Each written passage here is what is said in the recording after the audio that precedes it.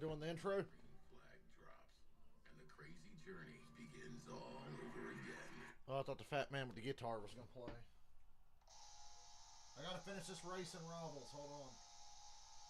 I got 10 laps to go.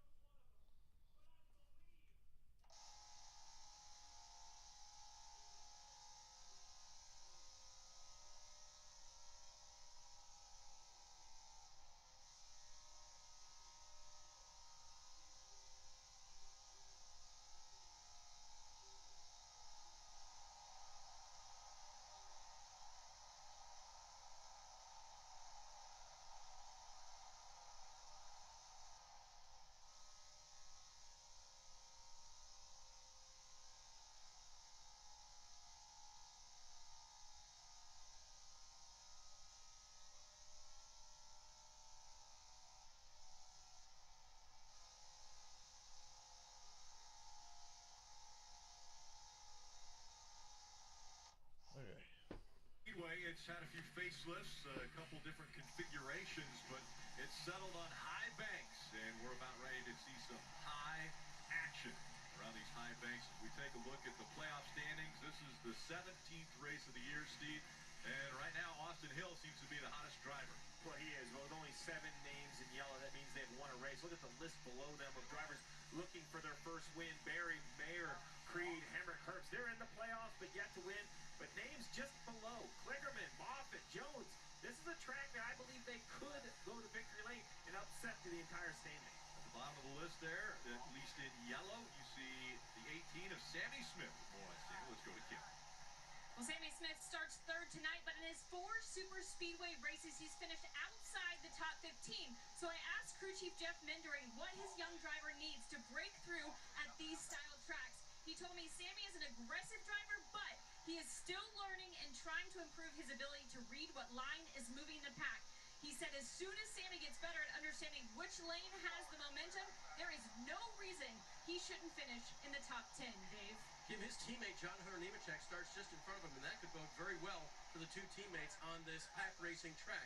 So for Nemechek, I don't look at the 2 wins for this season that really have him in the spotlight. It's the 2 non-wins, one at Daytona where he finished 2nd and led laps, and one here at Atlanta where he finished 8th and led laps. He knows how to do this style of racing. He can get it done again tonight. Marty. Well, Dave, Atlanta used to be one of Justin Allgaier's best racetracks, but after the reconfiguration, he will admit I've not been good here.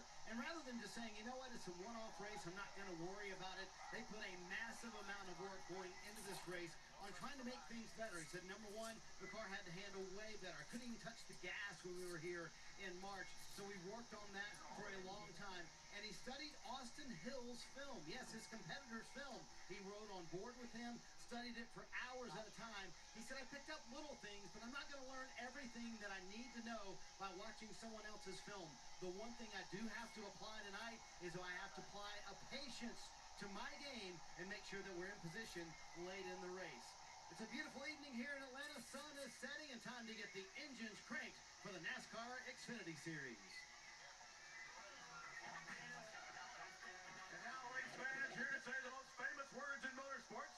Please welcome General Manager and Managing Partner for Screaming Eagle, Ready Mix, Dwayne King. Xfinity. What's up, guys? Michael, Karen. I'm finishing a race in my season mode in NASCAR Rivals. I got a couple laps to go. That's why I'm being quiet. 3 to go. And all of its employees and Screaming Eagle Ready Mix. Drivers, start your engine!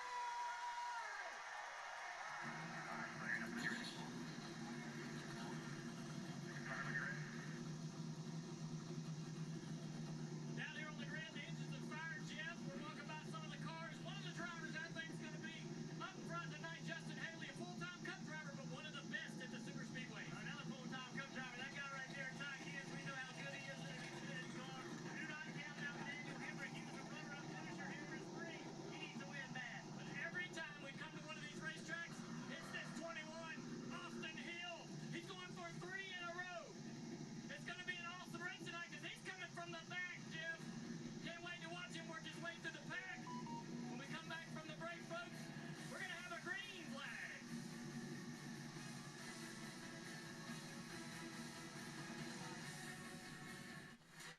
I'm doing a 10 race playoff in NASCAR Rivals, but I made the 10 races the 10 original Chase for the Cup tracks from 2004.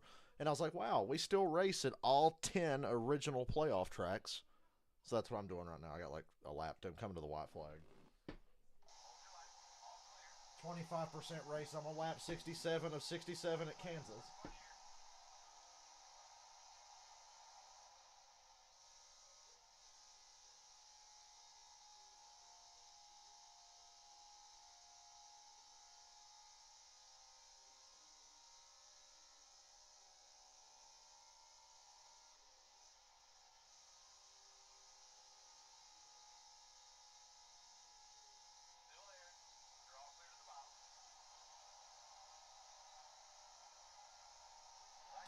Guess what? I win.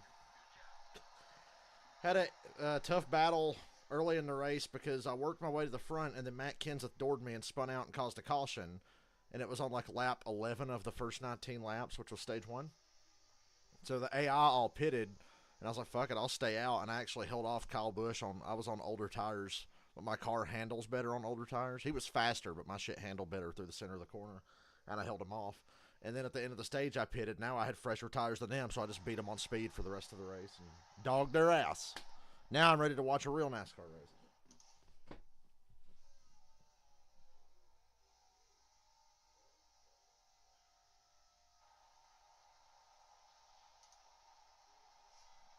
And late tonight, I may just try to do a ghetto stream where I video my Switch screen with my phone. I might do that later. I'm supposed to race with Caden and Yuki after this. I took a good nap. My nap after the truck race was a beautiful thing. It felt great. I slept really well for a couple hours. I slept so well, I woke up before my alarm and felt fine. Oh, stop it with the music.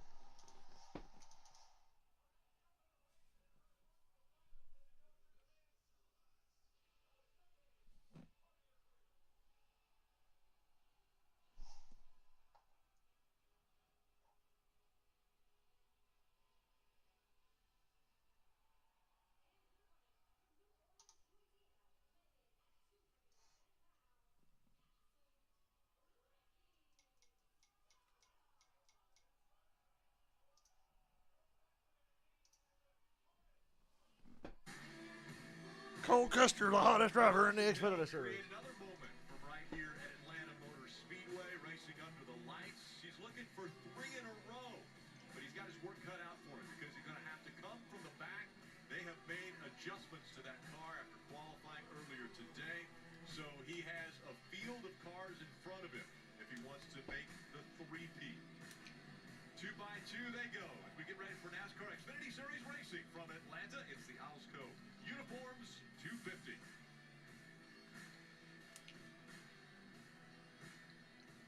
Up front, Chandler Smith and John Hunter Nemechek are going to make up row number 1. A little bit further back in the field, let's chat about the driver of the 48, Kim.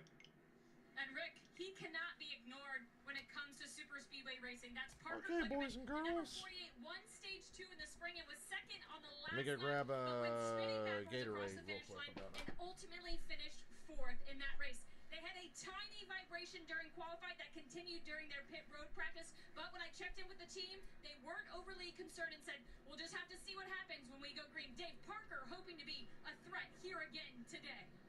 Kind of the same theme for Sheldon Creed. Let's see what happens. He will start at the back of the field tonight after those transmission problems that his teammate Austin Hill also experienced. The good news is that they will be together. Still hard to believe that we're talking about Creed not having won a race in the Xfinity Series yet. He could do it today, but he's got a lot of work ahead of him. Marty? Dave, only 2 drivers have finished top 10 in the 3 races since this racetrack was changed.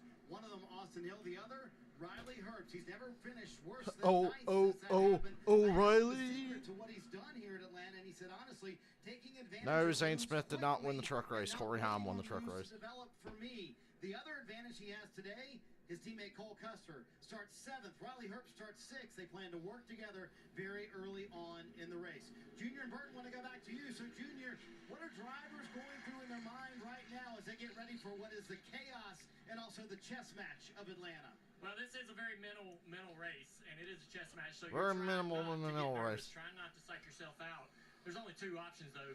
You're going to race toward the front, or you're going to sit around and ride and try to stay out of trouble. There's no middle ground. You'll get yourself in that crash, absolutely, finding yourself in the middle of the pack and staying there all day long. So you're going to see a lot of people working hard to try to get toward that front where they believe that's the safest, and other people trying to maintain and just save their cars till the end. Yeah, there's no question. These races, I was always nervous. And I'm going to tell you something. If you see a move, you got to make it right now. You can't think about it. You have to make a move. Go for it. Be smart, but be aggressive. And at the same time, mistake-free. You cannot make mistakes in this race, Rick. If you do, you will not win it. Rick, we're going to watch a few laps down here. Back up to you, buddy. We're looking forward to that. That means we're going to have to hear LT Internet Burton yell over the cars for a few laps.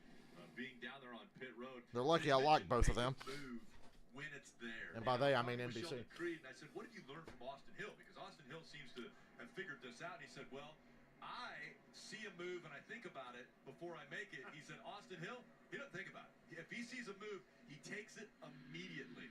And a lot of My pick tonight is Creed. He is going to ride Austin Hill's coattails to victory. A lot of things have to happen perfectly if you're going to make the move at work and then move to the front. Take a look at the starting grid. And again, I mentioned Chandler Smith and John Hunter Nemechek. Both RCR cars to the rear will be fine. Those RCR teammates back there in row 5. Creed, That or I'll get taken out and know I'm not going to get any money on the first lap. Both with mechanical issues early on. Watching those two come from the back is going to be fun to watch. A little bit further back, we look at row 6. Remember, I think Ford was 8 of the top 10 in the spring Atlanta race that I went to this year, and they dominated the race with Keselowski and Logano. So I'm not surprised Ford has this place figured out. They've been inconsistent a lot of times this year. I'm going to double down and go with an RFK. Michael, can I get 2 bets tomorrow night? Because I want Buescher and Keselowski. The best Ford teams this season. One of them is going to win tomorrow night. I would like Buescher and Keselowski. Confidence at future speedway races. And I think that goes for really anyone in the field. You just heard Dale Jr. talk about it. What's your approach? Are you going forward or are you going backward? Well, if you're one of these drivers towards the track, how patient can you be?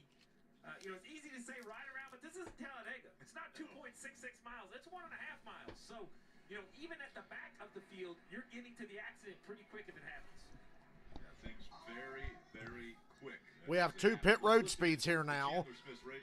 When you hit the commitment line on the backstretch, pit road speed is 90 miles an hour, and when you hit the actual line to get onto pit road on the front stretch, then you got to drop to 45. Brad was my pick in the spring, and I watched him lose my money right in front of me when I was sitting in the stands on a cold, windy day in Atlanta. Mistake-free. Well, that's everyone's plan, but you know what happens is good plans when the green flag drops, they usually go out the window. Interesting to see, though, Chandler Smith, pole sitter, he has the option. He's chosen the outside from 2 hours north of here. I assume that's not in Atlanta rush hour traffic. No. Talking Rock, Georgia. Rick, population 91. You think they're all here? I don't know, but if they are, I think you can get 91 people in Victory Lane. So I hope they are. If Chandler Smith goes to Victory Lane, they can have a town Victory Lane picture. I like that. Yeah, Marty mentioned earlier there are 6 drivers in the field. They're all from Georgia. And so that's exciting. Give me BK and Buescher tomorrow, In their home state. if you please. Family and friends. Yeah, it's 76 drive. I mean, there's always something special. It doesn't matter. Stick and ball sports. Even when you play high school sports, winning in front in your own arena, in your own court. Race car drivers, some never get that chance, right? They're from an area that doesn't have a racetrack. So you can imagine if you were from Georgia, and this racetrack has so many historic memories from remember, this used to be where we crowned the champions for so many years. To think you can succeed here. Every time I see this track from above, it just reminds me just kind of how vast and impressive it is. And this guy, Austin Hill, he makes it look simple. It's anything but. And you mentioned it earlier. There's no thinking. Right? He told me when I was a kid, hey, the first road course race you ever go to will be at Charlotte, and your first super speedway will be Atlanta. I'd be like, what? That was the issue that they had with their transmission. Briscoe's starting third. He'll fuck it up. During qualifying after one run, He'll fuck it up. Fastest. issue with transmission, had to go change those. That's why they're starting at the I back. love the paint scheme on Chandler Smith's car here. They're going to have to go by Chandler Smith, John Hunter Nemechek. Green flag at Atlanta.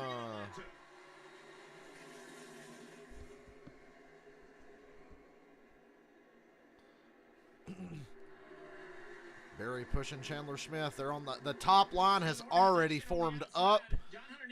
3 cars on the bottom, but 2 car lengths between each of them. The top line is hooked together. He's going to need some help. He's going to try to side draft that outside lane and try to get some help coming from behind. And Barry shoots to the inside. I thought Chandler was going to block him too hard. So now they're 2 by 2. No line has an advantage as they come off 4. Who's going to lead the first lap?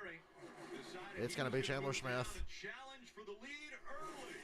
Across the stripe, separated by about 100th of a second. Chandler's got the edge now. He got back up top. Barry's on the bottom with minimal help. Still neck and neck for the lead. Barry on the bottom. Chandler Smith up high down the back straightaway. Organized behind him, Jeff. It's going to be a battle here. The side draft is the side draft and being the shortest way around is the only thing keeping Barry door to door with the 16. He has no help. Nobody right behind him. Nemechek's like 2 car lengths back. 2 car lengths between Barry and John Hunter Nemechek. That 20 on the inside. But Chandler leads that lap from the outside, but just barely. Trying to surge ahead as they go back into 1. Big run on the outside there. See Justin Haley back there jumping out of line. He went to the 3rd lane, what little of a 3rd lane there is on this poorly designed shit decision of a racetrack. Trying to side draft and slow it down. As chaotic as it could be around this racetrack. Justin Haley passed 3 cars around the 3rd line that lap, and he's cleared them. Continuing to race for the lead here. Barry might have led that lap. I can't tell. Josh Barry, no help. No one pushing him. No one giving him a shove around this racetrack. Ooh. He goes very close to getting into Chandler Smith's side. Yeah, really close call. Almost contact. This track is changing so rapidly. I've never seen a newly paved, reconfigured racetrack change as rapidly as this one has. Somebody pushing him.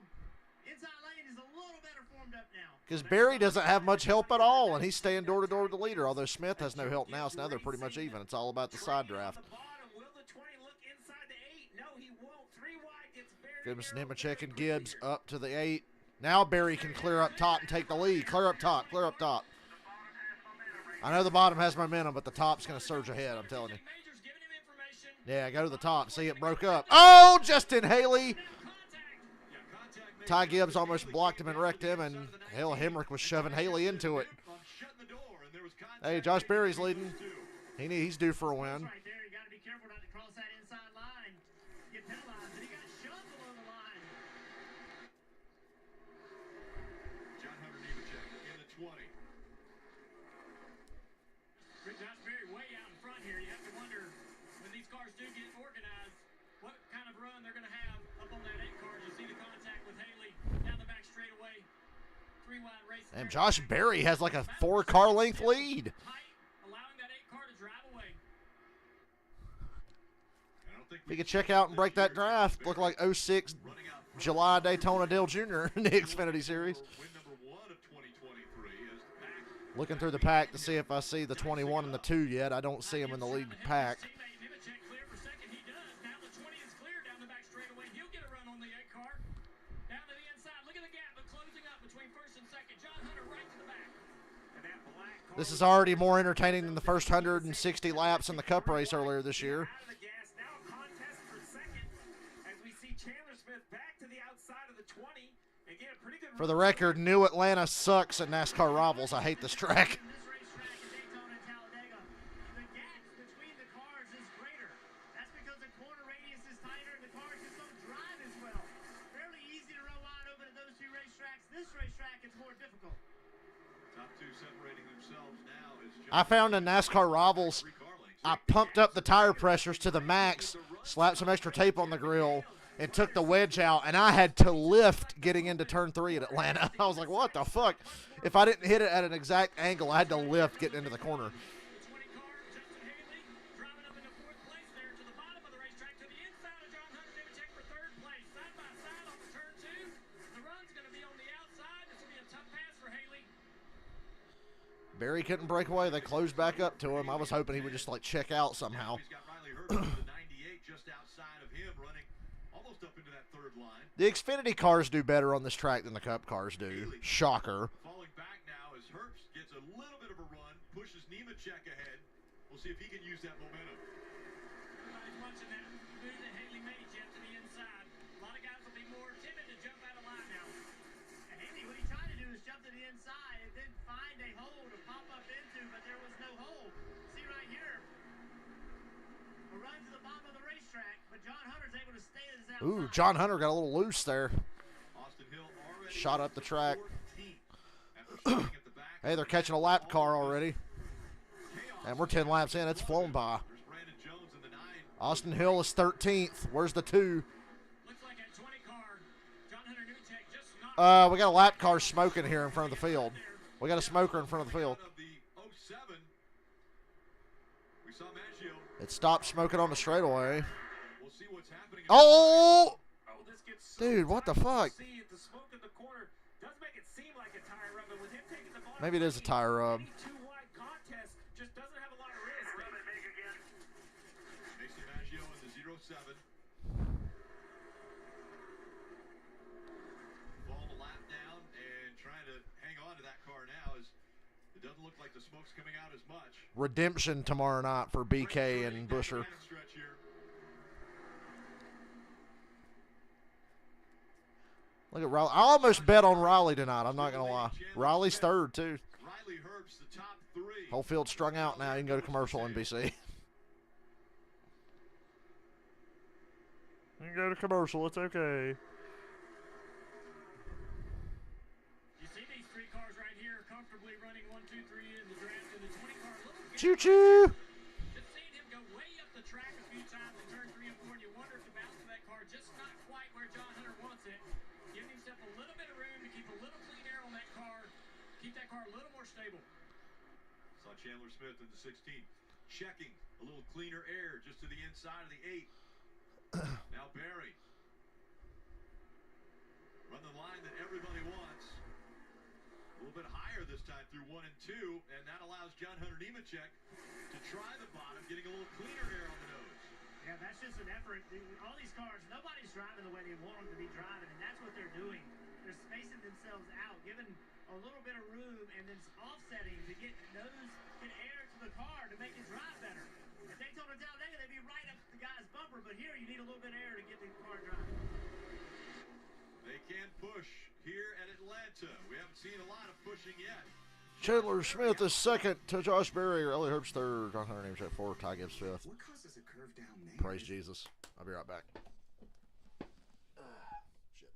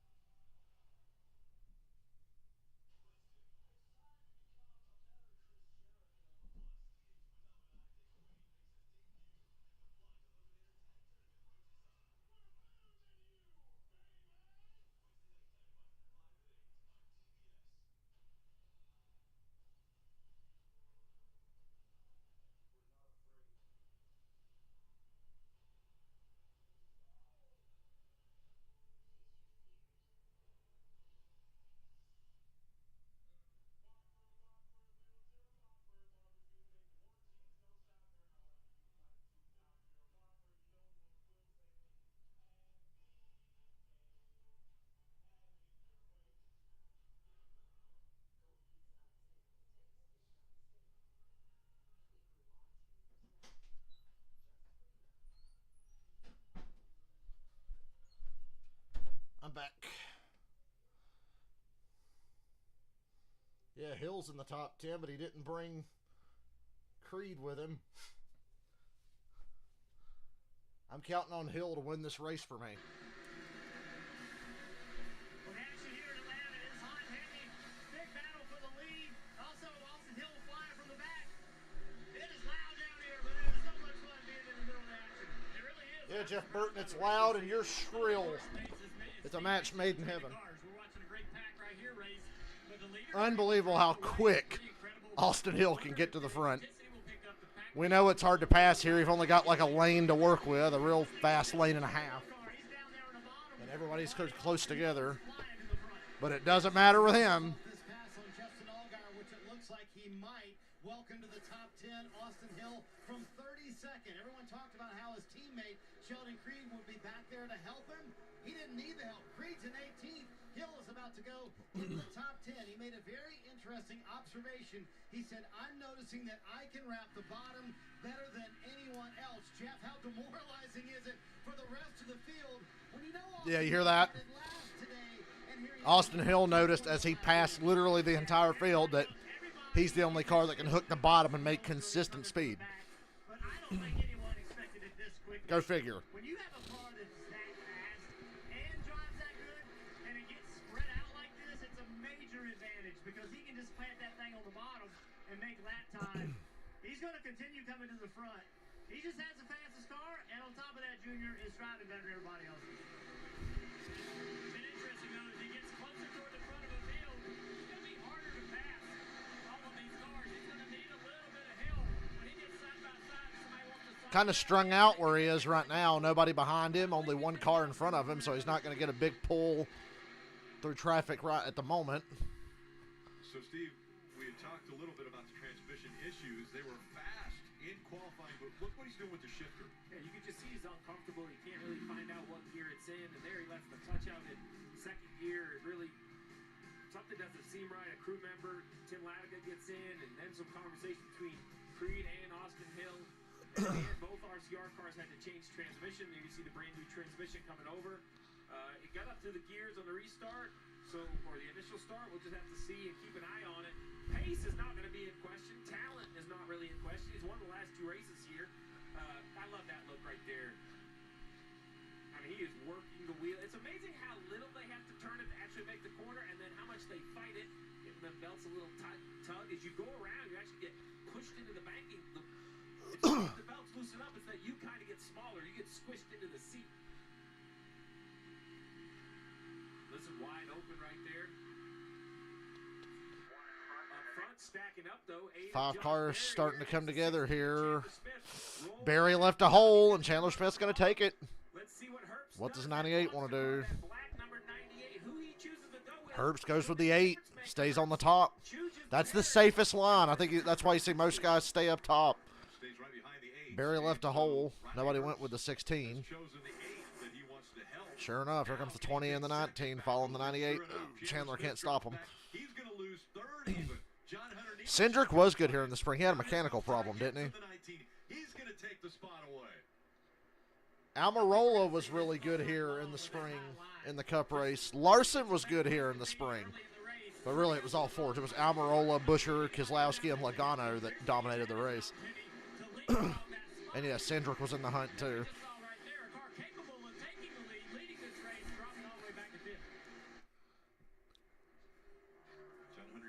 Up to the 3rd spot now. Maybe I should have bet on Riley. Josh Berry has been out front 21 of the 26 laps run. Chandler Smith the other 5. We just saw Chandler Smith start to drop back. He has stopped dropping back in the 5th position. Dave. So, Rick, it's really interesting. That move was maybe a little late by Chandler Smith. He radioed his team when he was one of 3 cars out front and with a big gap back to the 20 of Nemechek and the 19 of Gibbs. He said, hey, are we out on an island by ourselves? And they said, yes. Go ahead. And Oh, Parker Kligerman blew a left rear tire. And we have a caution. Blew a left rear mid-pack and didn't take anybody out. There's damage to the quarter panel that would kind of show up from a flat tire. You see it right there, already down, and you see them folded up. Perfect chance for Austin Hill to get up here and steal the stage win now. Speed of this spin, I would imagine this was a left rear rear tire. So Parker Kligerman straightens it out. He'll make his way onto pit road, but a wild ride for the 48. Excuse me. Left rear tire is down. Parker Kligerman goes around, and the caution comes out. All right, Junior, Jeff, guys, get back up here to the booth. They don't need your help on pit road. We have a caution.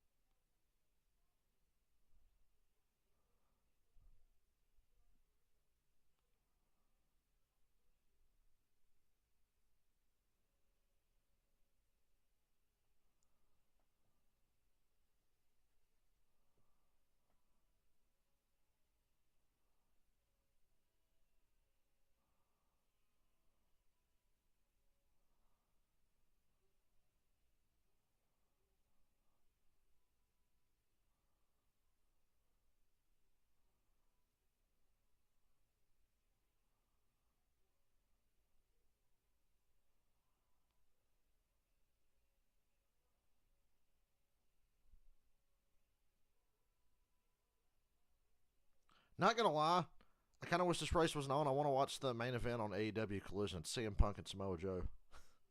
Of course, I can hear it through my fucking door for the TV from the other room because he's got it cranked up to 9,000 in there. So even when my door's shut, I can fucking hear it in here. So I won't be able to avoid spoilers and watch it later anyway.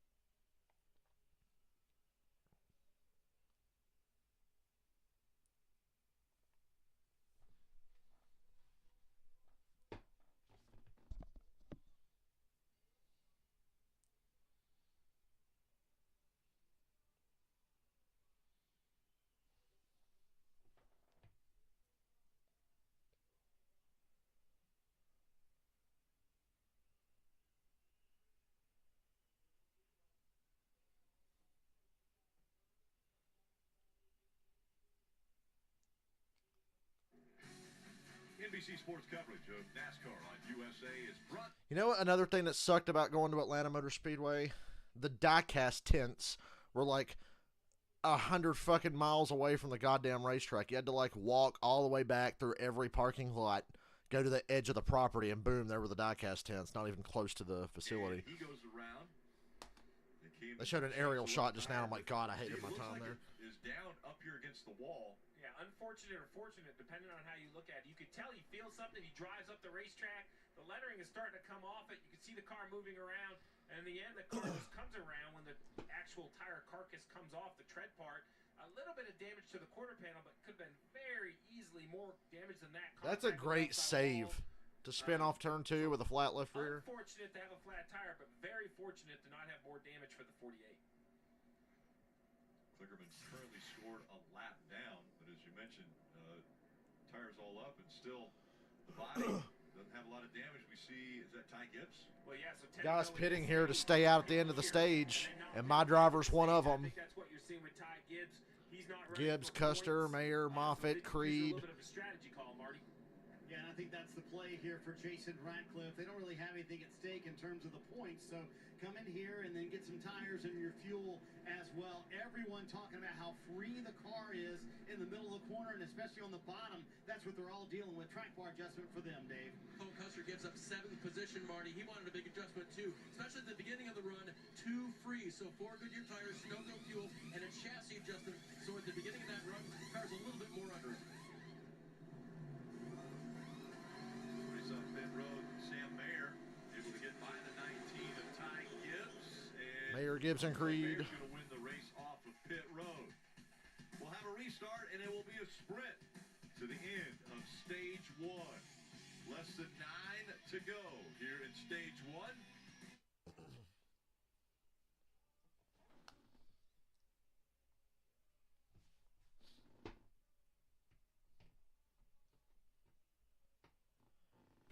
It's hot tonight.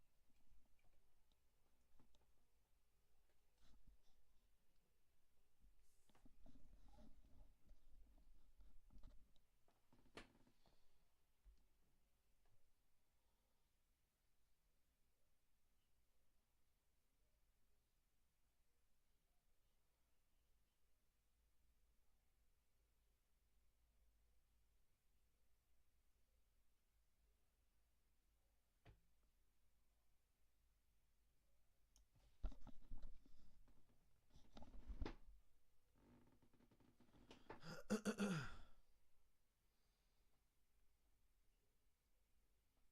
stupid phone work right, please.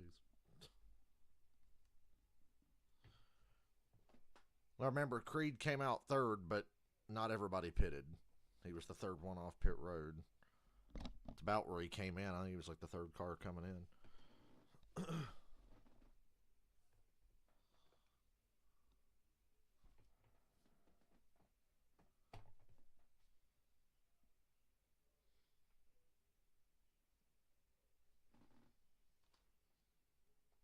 Earn points all season by doing what you're doing right now, watching races. Or you can answer trivia, playing fantasy, buying race tickets, and more. You save your points, trade them in for free tickets or autographed merchandise. There's plenty to get. Visit NASCAR.com/fan-rewards. Our aerial coverage tonight brought to you by Pods. Moving this summer. Fuck Atlanta Motor Speedway. At Pods.com today. I had a terrible time there. Of all the racetracks I've been to, Atlanta Motor Speedway is the only place that I ever got pissed at.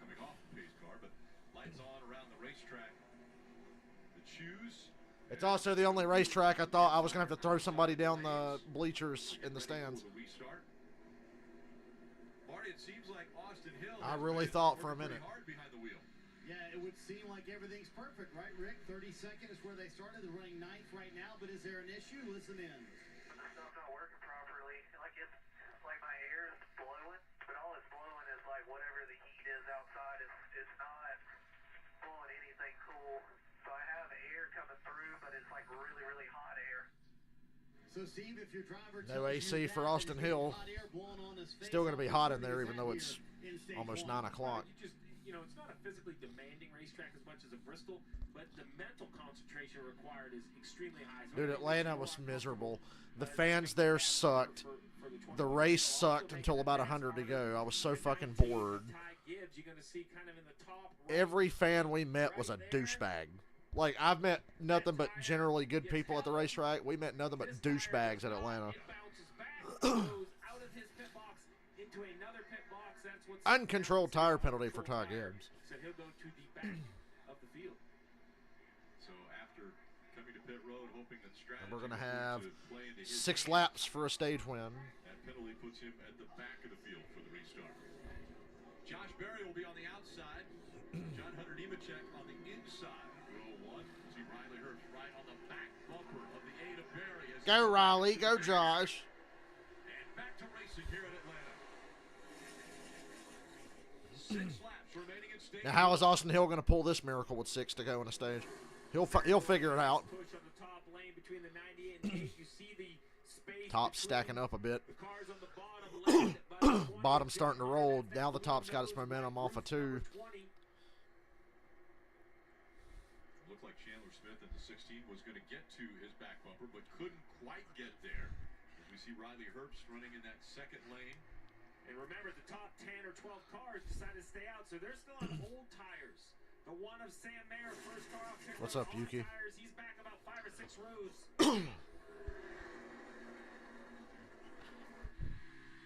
John Hunter Nemechek now trying to clear that 8 of Josh Berry. Not going to be able to do it as Berry surging back. Soon to be full-time Cup driver Josh Berry. I'm happy about that. The style of racing is just a little bit different. Jeff mentioned it. Daytona 2x2x2x2. physical pushing.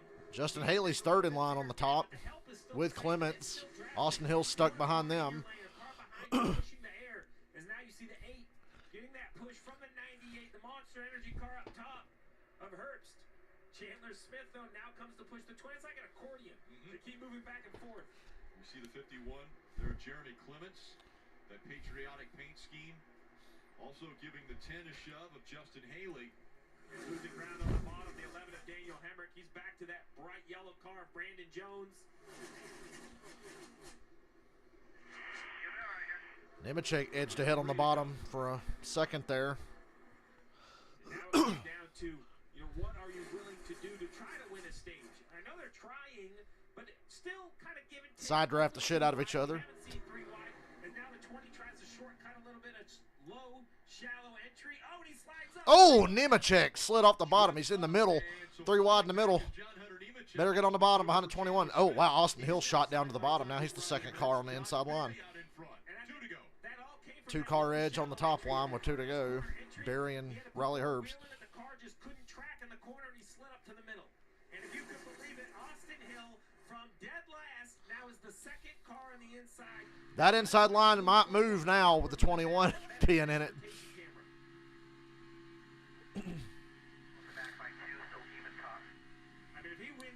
Want to go in the stage.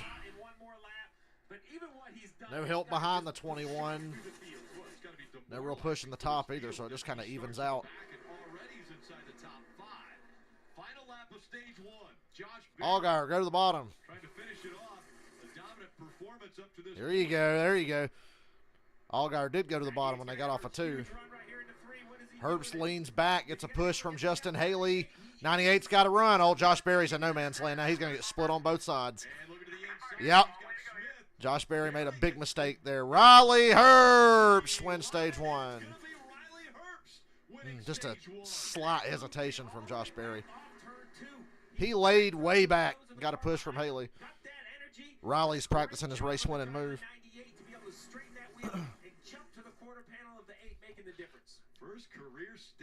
Wow, he's never won a stage before. So Herbst makes the move to the outside. Chandler Smith was going to the inside. Josh Berry didn't know where to block. He ended up second. Prime Day is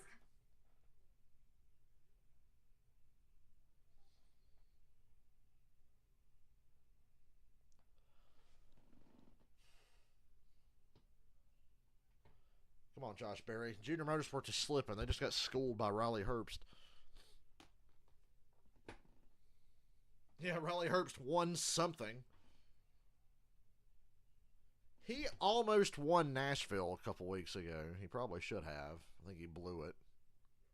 I almost bet on him tonight, but I went with Creed. So I'm like, I'm just going to ride Austin Hill to victory, and hopefully Creed can steal it late.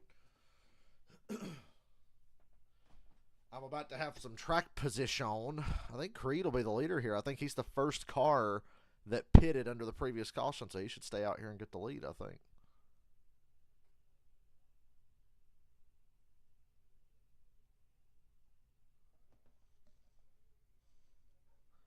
Yep, Sheldon Creed's first car that pitted.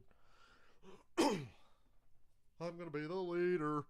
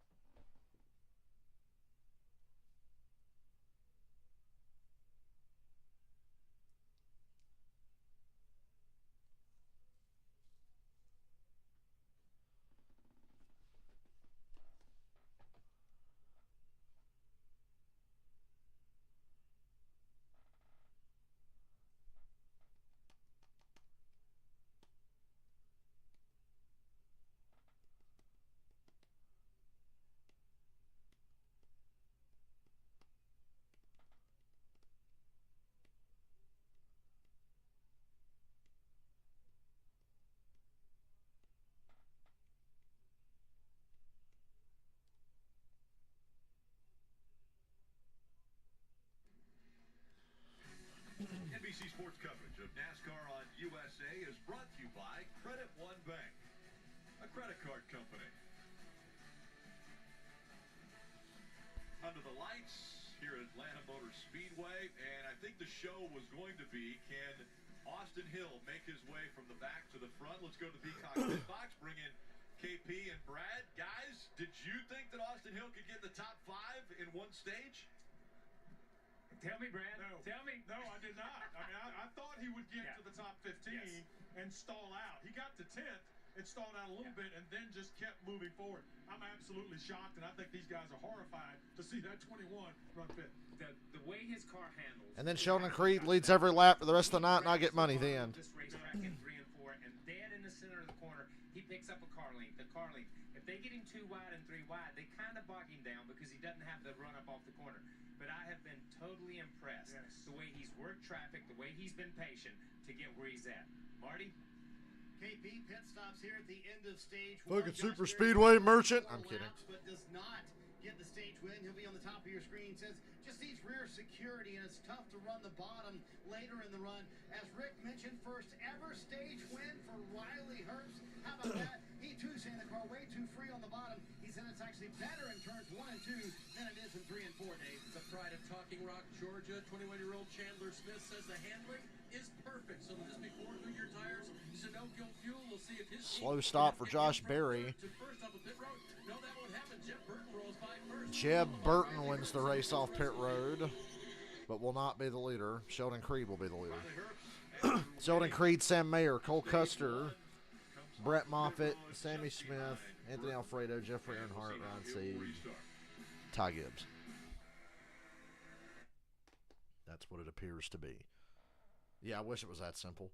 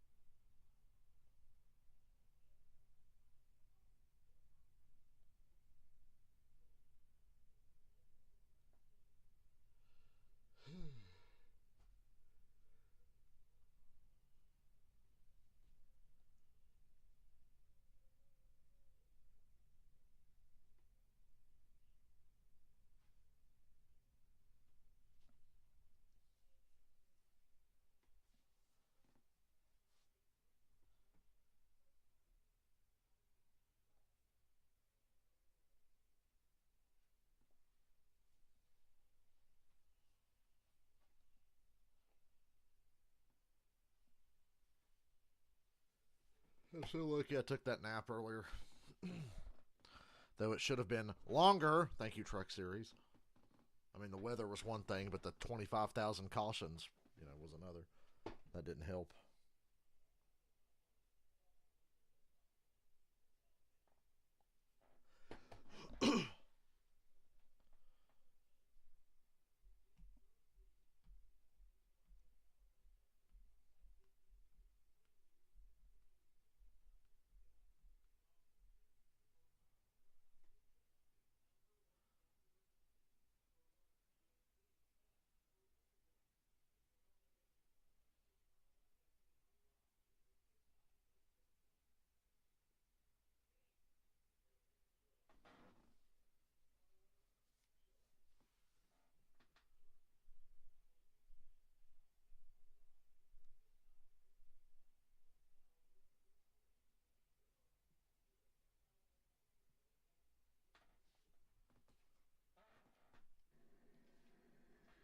Throw Atlanta into the hat. Don't show the Falcons. Don't show the Falcons. Don't show the Falcons. Ah, they showed them. Greats have come out of Atlanta. It's too early in the year for this shit. The Olympics were held here. So many great teams. How the hell is Chase Elliott the favorite tomorrow? Just because he won there last year? Atlanta, Georgia, and NASCAR has been here really since its inception. We're celebrating 75 If the favorite tomorrow is not a Ford, whoever made the odds is an idiot. Here in the Atlanta area. Fans coming out to enjoy it tonight. You see that frac dough right there, I Rick? did. Man, that caught my attention. I won't lie. You perked up quite a bit when you saw that. Sat right up. Dave. A lot of cars staying out. Chandler Smith will be among those buried deep at the restart. There was a little discussion after the pit stop. Sorry, Jack, man. Yeah, they all got frowny faces on right now, so we're going to have one more shot at it. Took a long stop there. We lost our track position. Crew wasn't real happy with that. Frowny faces right now, but they'll have another shot. You see a little bit slow on the left. But to be honest, you know, they were going to lose track position anyway because that wave of cars that pitted at lap I'm the 31 leader. were going to stay out. So the best that the 16 was going to restart is And we got a huge cushion between us and the guys who just pitted. currently in the 16. So I'll only call it maybe a 3 or 4 position loss with the slower stop. See the stage points that were earned, top 10 earned points, those that are running for Xfinity Series points. That's why Haley has a dash next to him. Oh, I got Sam Mayer pushing me. That's bad luck. About the 21 of Austin Hill, and now it's his teammate's turn with 2 with Sheldon Creed at the point. Creed Tired on the again. outside. Cole Custer, most recent winner in the Xfinity Series, on the inside.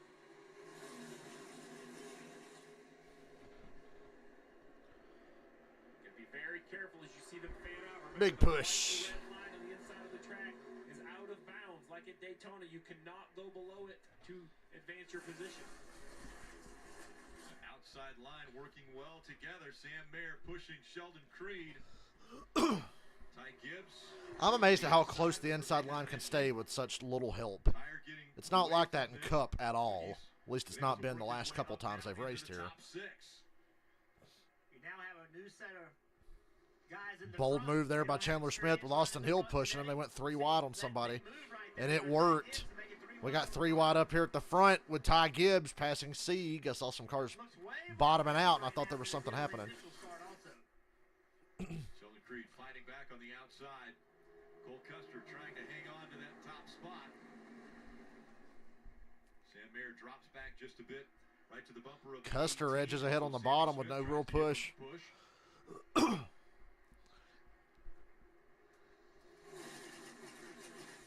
Gibbs now Ryan second Sieg car on the puts inside. Ty Gibbs 3 wide in the middle. Challenged. He doesn't like Ty Gibbs. Remember, they got history. Remember Las Vegas a couple years ago, guys? Somebody brushed the wall back there in 2. What the hell? Ryan Sieg does not like Ty Gibbs, and yeah, he probably didn't like being put 3 wide, so he did the same to Ty. Now Gibbs trying to stay right behind the 39. Oh, there's about to be a wreck here, buddy. Oh, Real close. almost. Jeb Burton in the 45 Jeb car Burton and all Justin the way through. Allgaier almost killed the field. Jeb trying to get his high line, Rick. He's lost a lot of momentum, trying to get up here and force these guys to push. Sieg to the inside, going for the lead. Side with Ryan Sieg. Sieg trying to take the lead away. Sheldon Creed on his outside. Sieg falls back. Right to the bumper of the 16. Chandler Smith gives him a little push using the air. And Cars that Sieg pitted are once already again back up here in the surging on mix. inside. Hill and Only Josh 3 cars Berry on the and inside Chandler line, Smith. everybody stuck in the outside.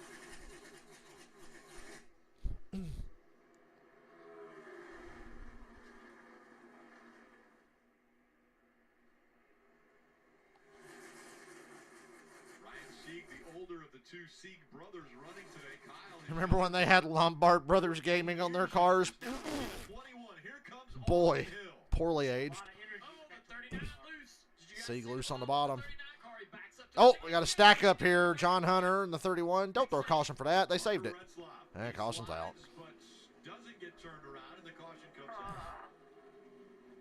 I'm all right. They saved it, but NASCAR threw the caution anyway. They've got strict yellows on tonight. He ends up straightening it out and continuing on, but the caution does come out. That means another restart. So here's Jeffrey Earnhardt on the outside of Jeb Burton coming through turns 3 and 4, and Jeb is almost in a 4-wide situation here momentarily. Allgaier didn't have anywhere to go. Allgaier had his left sides on the white line. 45. That was a very, very close call there for everybody. Here's the Nemechek. Oh, wow. the 20 sliding up the racetrack. Retzlaff got Nemechek'd. But what a save. The car's been struggling a little bit. What a save. In my eyes, the whole race, chasing this car around. And now that he's way back in traffic, guys, that's even more apparent as it gets up the racetrack into the 31. Well, we've seen Retzlaff that has some 18 talent, right man. Early on, the 18 of Sammy Smith lost some track position, and once he got to about 8th or 10th, he was completely out of the gas. John Hunter, to your point, Dale, had a chance in that clean air, right? But in the back. Whatever he is fighting, I'm sure it is much worse. And the 39 car we saw on the inside trying to pass for the lead, Ryan Sieg, he had a moment too just before the caution come out with that race car up in front in clean air, Steve. So these cars are a real handful for all these drivers. We'll reset the field and get ready for the restart. Hands full there for Parker Retzlaff in the 31. Damn near got Nemechek'd.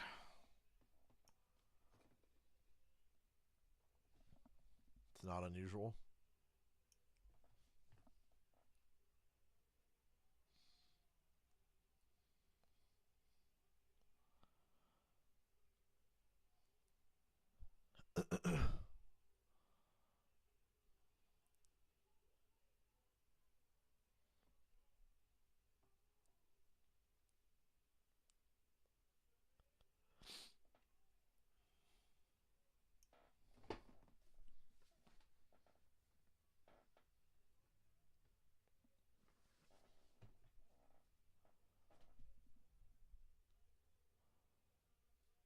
NASCAR was like, quick, throw a caution before they train up.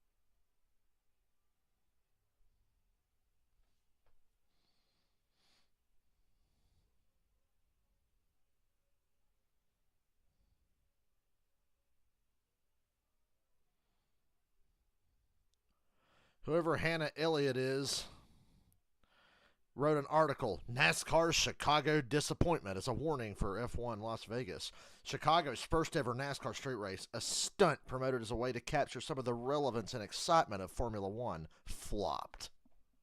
Wait, what? Did she not see the TV ratings?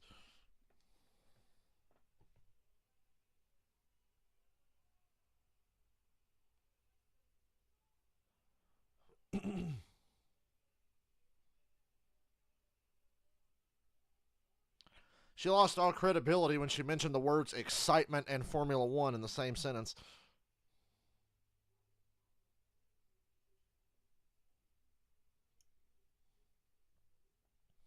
That race last week was such a massive success, and for some reason, that's pissed off people. It's racing in prime time tomorrow night. Here on USA. Remember when I said everybody was hating on the Chicago street race, rooting for it to fail? Racing at 7, NASCAR America Post Race Show on USA. And I was like, people aren't even giving it a chance. Give it a chance. Then we gave it a chance, and it was fucking great. Even with the weather delay, it was awesome. The stage is set, Rick, right? Because with Chase Elliott having to miss those races due to injury and one due to suspension, mathematically he can get in on the playoffs. He's even probably looking okay on points as he keeps gaining them. But the stage is set to be winning in your, home state, advancing into the playoffs. It would be quite a storyline. Did it a year ago, wants to do it again. Ryan Sieg was the leader at the time of caution. How about Ryan Sieg in the 39? When we talk about a race like this being an opportunity for all these different drivers and teams, while we truly believe it, we think a little bit of attrition, a little bit of good luck, a little bit of something else. It's been anything but for the 39. It's just been a great driven race. I mean, he's methodically worked his way up, a couple aggressive moves, and here he is leading the likes of an RCR car in Creed, a Colleague racing car in Chandler Smith, a Stewart Haas racing car in Cole Custer, the other RCR car, and then a Joe Gibbs racing pair. So, impressive run for a small team. A small team you mentioned, it's a family-owned team, Ryan Sieg Racing. His brother's now racing for him, but right here in Georgia, think about that story. I mean, we saw Chase Elliott win in front of the Georgia crowd, but think about... You can't watch this race? You don't have USA Network? Their shop is right here in Georgia, and so a great situation if Ryan Sieg can continue to be as aggressive as we've seen already to get the lead. Kim. And Steve mentioned the word opportunity. That's exactly what the team told me. They said this is an opportunity race to win and an opportunity to turn their season around. Should not surprise you to see him at the point. They ran in the top 10 in the spring, spent time at the front of the field, Dave. He said, I had to take a big breath after all that action at the front of the field, just a little more stability the next time they're in. Black and green 16 running a second in line on the bottom line there from 13th up to 3rd. And then Chandler Smith told his team, coming to you. Just kidding. He's so loose. You don't have cable? What a dumbass. That's a Beavis and Butthead quote. Whoa, he doesn't have cable? Man, what a dumbass. Definitely way different than it was in the spring. Cars are just moving around a lot. It's really slick. Seems like you can get on top of the rubber. You just feel like it just feels real greasy.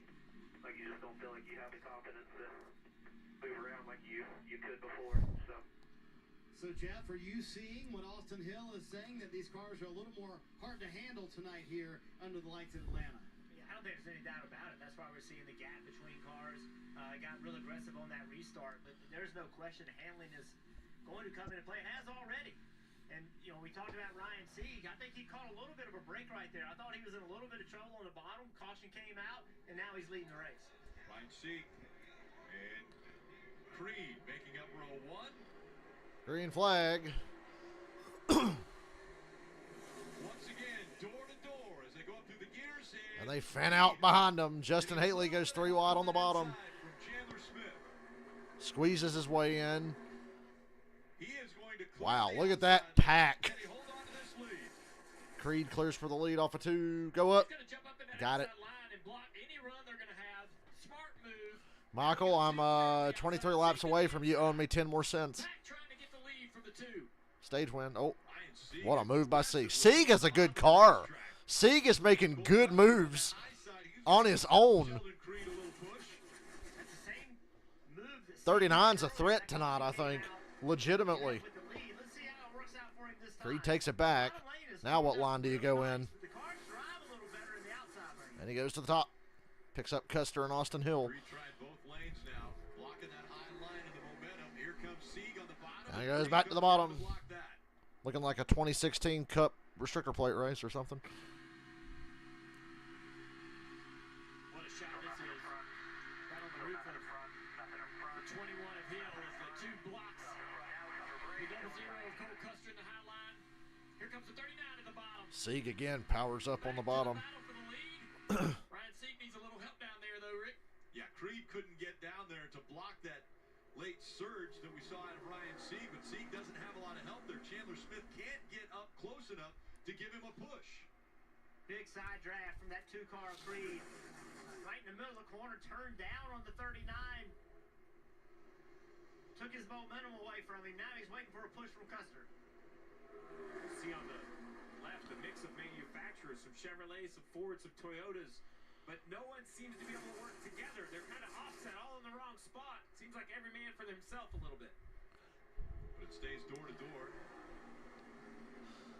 And Sieg now surging a little bit ahead. Had Chandler Smith give him a little bit of a push. But that outside line with the momentum. Here comes Creed once again. Lap after lap, side by side. About a tenth of a second, less than a tenth of a second between Creed and Ryan Sieg. Sieg out front again. Side draft coming on this 2-car off the 39 down the back straightaway. Almost clear. Good side drafting to counter. I wonder if Junior would have kicked ass on this Atlanta. Probably would have. Junior should run this next year. Junior's running Homestead and Xfinity in October, so Junior has 2 Xfinity races this year. Bristol, I'll be there, and Homestead in October. Pretty cool. Dale Jr. getting 2 Xfinity races this year. But the 21 of Austin wants to see where he's going. Look at him. He's going to try. Oh! Josh Berry almost wrecked Austin Hill. That would have been a game changer. In between numerous cars, one of those being the 19 of Ty Gibbs. He's on the outside of this. 3 wide in the middle, Josh. Caution's out. What for? Oh, good God. A lot of damage to the 44. That thing's all tore up. Greg Van Alst, which sounds like a made-up creative driver name or something. Flames kind of he has definitely made Or some. if you do get out, you can. But you're going to have to take a ride to the That's contact with the fence. You can see the paint and the wheels. Looking like a contact on the left side there. Somebody has put in contact. Two tire marks right there, one on the front and the back. A lot of fluid coming out from underneath the car too now. Yeah, it looks like it's coming out from the back of the Damn, car. 08's tore up too. Mason Massey. Would be the only thing that would come out from the back, right? Well, it's got rear end fluid, oil. Love when back marker cars destroy each other. In front of the rear tire. I can't remember if Tony Stewart's running an Xfinity race. I think like a year or two ago, he's supposed to run the Indianapolis road course, and then he backed out of doing it for some reason. I can't remember. I think Tony might run a race. Maybe it's Indy. I don't know. It's going to be interesting to see how they don't seem to have a major panic about the fluid. Oh God, a tow truck backing up to a car with the hook. We saw that a lot in the truck race today. Getting PTSD. You see a filter liner. See that, Steve, right there? Yes. Is that the trailer arm? I want to know if maybe he didn't have a mechanical issue before he hit the fence. Or if it's moved enough. Let's see here. Had a tire blow or something. Doing his own thing. A little bit loose. Corrects. Now we're headed up the track. What a great shot. And then the next shot's just him on fire. I don't see it's not like it's tracking a ton of fluid right there, though. So I think maybe the fluid is a result of the impact. Yeah, it probably knocked when it hit the right rear, it probably bit the Panhard bar. Yeah. And then it got into the rear end cooler. Rear end cooler, oil tank, to your point, Jeff, right? Once the truck arm and track bar bends. I wrecked enough stuff to kind of know that. I was going to say, that was like some, definitely some CSI Miami type stuff. You were going piece by piece on the wreck. Yeah. Oh, wait, there's a front spring, though. If you ever want to know what a front spring looks like, you're getting ready to see it as it rolls out. Yeah. And there's a rubber bladder in that. Look at the guy hitting the spring with the broom. Very rare if there would be any fuel coming out. So the 44 has brought the caution out. The flames underneath for Greg Van Alst. That's like a Madden-generated player name. Greg Van Alst out of the University of Oklahoma. No, he went to Appalachian State. Forgive me.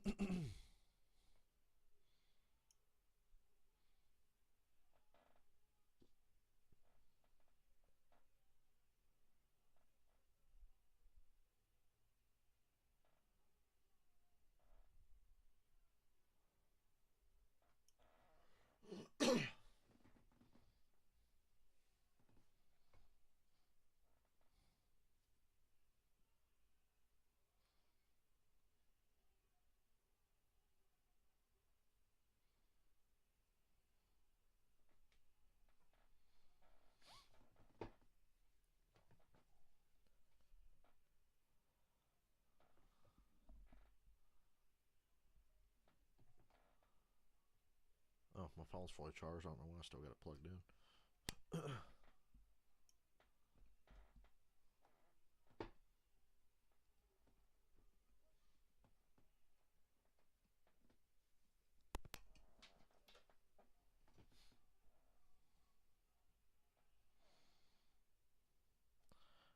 Okay, Twitter.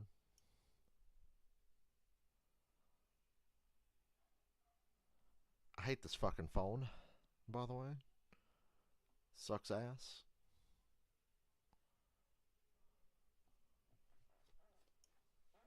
Five-year history of NASCAR has really SRX on Thursday night, boys and girls. Don't forget it. Steve, you had mentioned where the championship used to be determined here in Atlanta, but so many great memories from this area and stock car racing. So the champion used to get on a float, like a tractor trailer flatbed, and you would take a lap. And at the beginning of the year, all you dreamt about was, man, a lap on that float with the team and the trophy. It was so cool. Well, I know who would be on a flat if it was IndyCar. It would be Alex Palou, because right now he has points leader. He's looking to make it 4 straight wins in a row. The NTT IndyCar Series returning next I'll probably have an IndyCar race on tomorrow afternoon, just chilling out. Race coverage July 16th only on.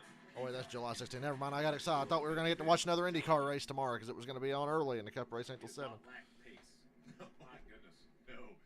We are enjoying NASCAR Xfinity Series racing from here in Atlanta. The Alsco uniforms 250 about to get back underway. There are only 14 laps remaining in stage 2. Another restart coming up, and Ryan Sieg, Sheldon Creed 1 and 2 right now. Before we get the green flag, let's check back in with the Peacock pit box. All right, guys. So this is kind of the appetizer for tomorrow. What are we expecting tomorrow with the Cup cars? Yeah, I think it's been interesting to watch, Kyle. And the one thing I've noticed tonight is from about 3rd back to 12th, the dirty air is so prevalent. Yes. I mean, you can't go anywhere. And so these guys, when they have to make a move, it's usually a precarious move. Yeah.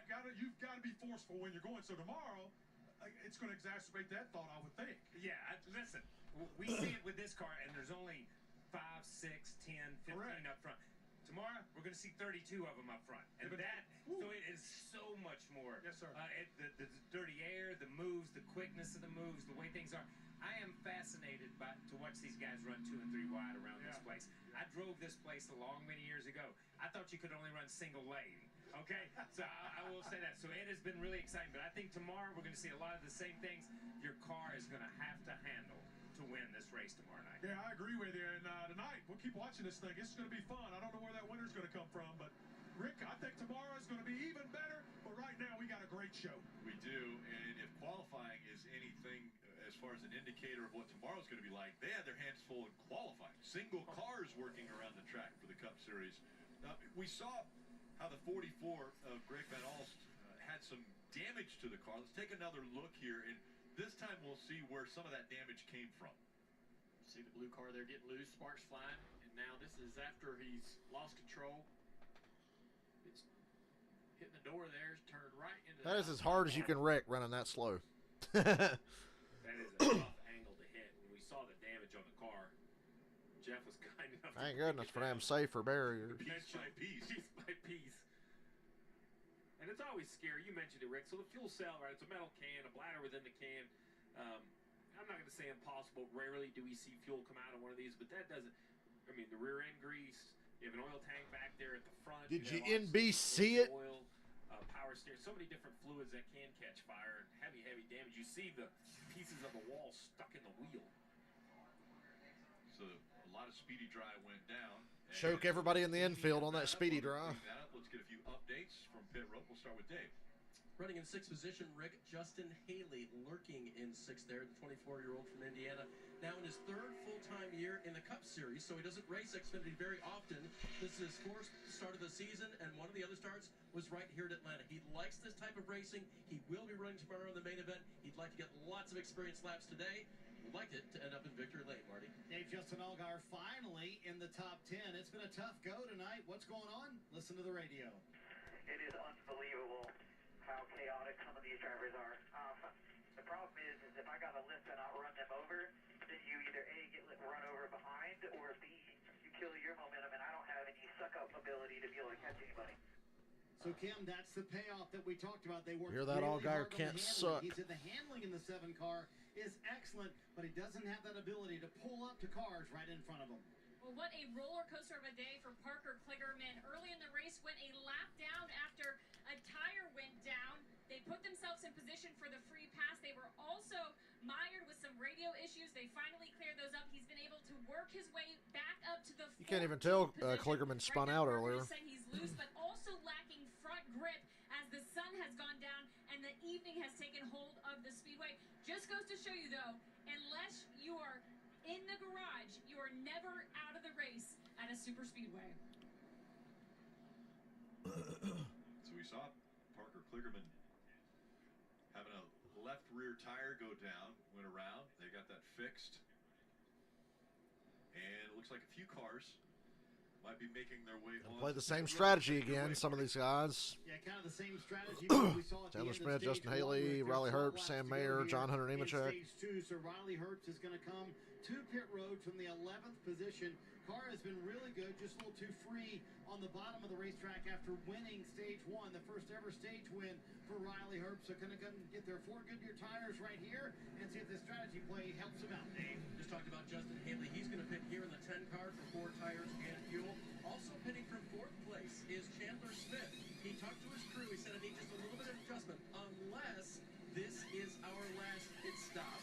Then I need a little bit more, guys. 94 to go. I've heard 76, Brandon Jones pitted there. With caution, some of these cars may not pit again.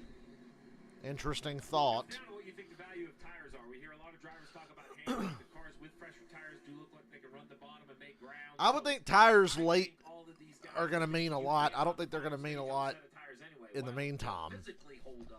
But with the way handling is, and they say the track is slick, it could be tough to make it the rest of the race on this set of tires if you try. I have done that a couple times, and it really backfired. But they assume that we have seen a few cautions. There were so many cautions in the sprint. I think it's a safe bet and a pretty sound bet for these drivers to say, hey, let's get halfway through that final stage. We'll get a yellow. We'll put our final set on here or on then, and we'll actually be cycled to the front. You know, the best way to stay out of the mess is stay in front of it. That's usually the theory. But we have seen some wrecks start at the front of these races. See the lights on. I mentioned earlier how Ryan Sieg, a Georgia native, was up in front of the field. Well, This is the fucking caution that never ends. You know how much I hate long cautions. Is Jason Brownlow, and he is from Gainesville, Georgia. So does that make it 7 drivers in the field now that are from Georgia? Because we had 6 race car drivers, and now the pace car driver is also from Georgia. Well, he's led the second most amount of laps. Josh Berry's at 34. Yeah. Hey, we're going to restart with 9 to go. All right, we got the 1 to go here. Yeah, a lot of laps already under caution. The choose rule in play. And so Sieg has chosen the outside line once again, as Sheldon Creed will be on the inside. And look at the, when you look at that choose rule, I mean, look at that. You got Weatherman continuing that great run back there in row 5. Weatherman actually, Kyle drives, he's the sim driver for Hendrick Motorsports. They have a Xfinity Series driver that kind of goes and runs through a lot of their stuff at the Chevy simulator, so good opportunity to work with a bigger organization. I mentioned Georgia drivers. One of those involved in the most recent incident was the 08 of Mason Massey. He's from Douglasville, Georgia. His paint scheme actually is kind of paying homage to Bo Slocum, a race car driver, probably made the biggest bounds and strides in the ARCA series, passed away at the age of 26 after his battle with cancer.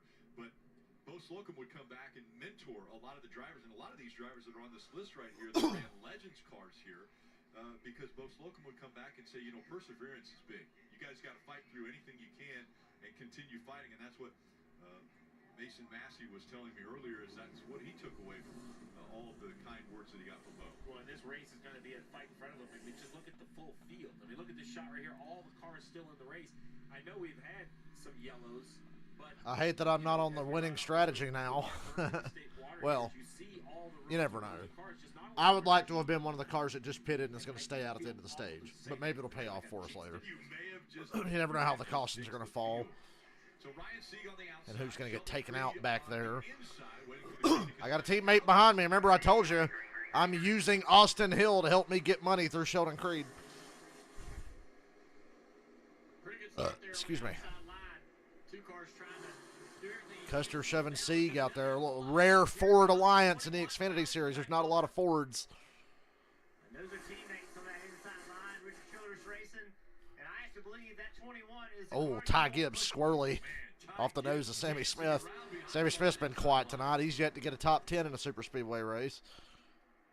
Creed clears Sieg up top. 8 to go till the stage break. But they can here. But they don't, because of that, Junior, they don't have a whole lot of experience in doing that and do not know how to use it as well as the Cup guys do. Creed in the 2 goes to the top of the racetrack in front of Sieg. Leaves his teammate on the bottom to work by himself, and he's doing a pretty good job there holding these cars at bay. Sometimes when you're running all by yourself, you just squeeze up against the door of the car beside you, and it can kind of hold Austin you in Hill by position. himself on the bottom. Gain, but you won't lose. And now through the corner, you get away, you drive around the bottom, you move forward. So watch Austin in this 21 car as we ride on board. It's hard to run that car on the outside tight through the tribal, but down the back straightaway, you can do that. Look at this car on the bottom of the racetrack. Still weird that we race at Atlanta twice a year like this now. Atlanta doesn't need 2 races. The problem is he runs the bottom so well, the people behind him can't do it with him. So he drives away from his help. There's Josh Berry behind him. Creed's fast. He gapped the 39, pulls down in front of the 21. And Creed, we'll see if he goes up to block the momentum of Sieg. He runs to that high line. That leaves his... Ty Gibbs looking to go 3 wide under Josh Berry. And Gibbs. Ty Gibbs has been trying to wreck tonight. Ty Gibbs has been really trying hard to wreck tonight. Hopefully he succeeds. Put the 36 in a bad spot. Hill going for the lead by himself on the bottom, although Berry's closing in. He's not going to be alone when they get off of 4, 5 to go. Ooh, what a move by Chandler Smith back there. Split screen action. There's action everywhere. Fox would be zoomed in on the window net of the 2 car right now, but NBC's showing us every battle. Leading the field here in Atlanta. Under 5 laps to go in stage 2.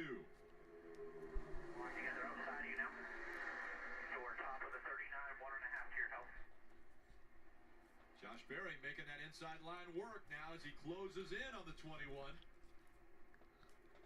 Make him find you. Make him find you. Spotter's so important in this style of racing, and one of the best at it is watching out for Austin Hill, Derek Nealand right now. Big push in that outside lane. It's amazing to me that 21 can run down there by himself that well, especially with the push down the back straightaway from the 39 to the 2. I'm impressed by anything that somebody does on the bottom because the outside can just... I'm with Junior. It's not making any sense how a car by itself can stay up with the leader on the bottom when the leader's got a train of cars behind him up top. Josh Berry's 4 cars back and fading. Everybody on the inside line struggling to, losing spots. Ryan Sieg trying to push that 2 of Creed ahead to get by the 21. They just can't do it. Yeah, you see right here, Josh Berry got a little bit lazy and left the bottom open for the 19. Ty Gibbs said, wait, I got to come here to the Xfinity Series and wreck everybody. They made contact. Ty Gibbs is on the fucking apron. Unfortunately, the 36 of weather. Lift, back off, you fucking moron. The 19 also got damage on the right rear quarter panel. Creed got a little too far out front there. Part of your job when you're running these races, juniors, you got to be looking in that mirror. You cannot give the bottom up in that situation. Josh just wasn't as aggressive as... 1 to go. Michael, you owe me stage money. Well, the RCR cars started 37th and 32nd, Jeff. Now they're battling for the win in stage 2. 3 wide. Barry, Allgaier, and Custer. That's not good. Junior Motorsports cars have not done well together in these situations on super speedways this year. Where's the run going to come from? It's going to come from the bottom. Good job, Creed. Ain't nothing going to come off that top here. There's no momentum. Allgaier busted it up 3 wide through the middle. Sheldon Creed wins stage 2. Yippee. Sheldon Creed is going to win the stage. He's got 10 cents. Wins, and they've all come this year. When I was talking to Sheldon earlier today, I said, when's the bad luck going to leave you when you're going to get to victory lane? He said, well, I'm going to have to stop making mistakes, too. Well, that's true. Mistake-free for Sheldon Creed in his win of stage 2 from here at Atlanta. Could tonight be his night? Could Sheldon Creed finally get his first Xfinity Series win? Prime Day is coming July 11th and 12th with 2 days.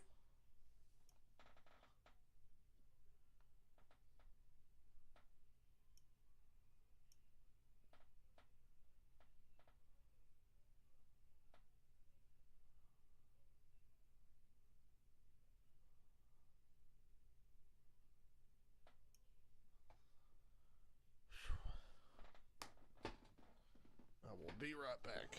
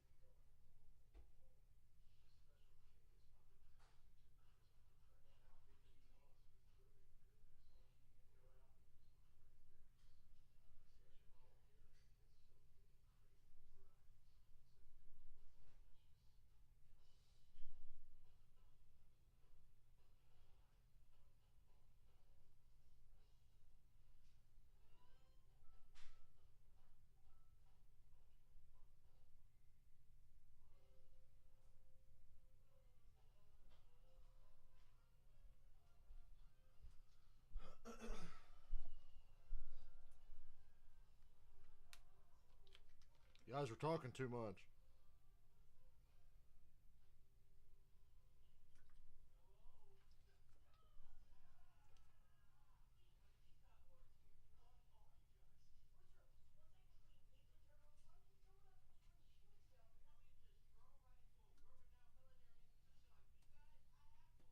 Because they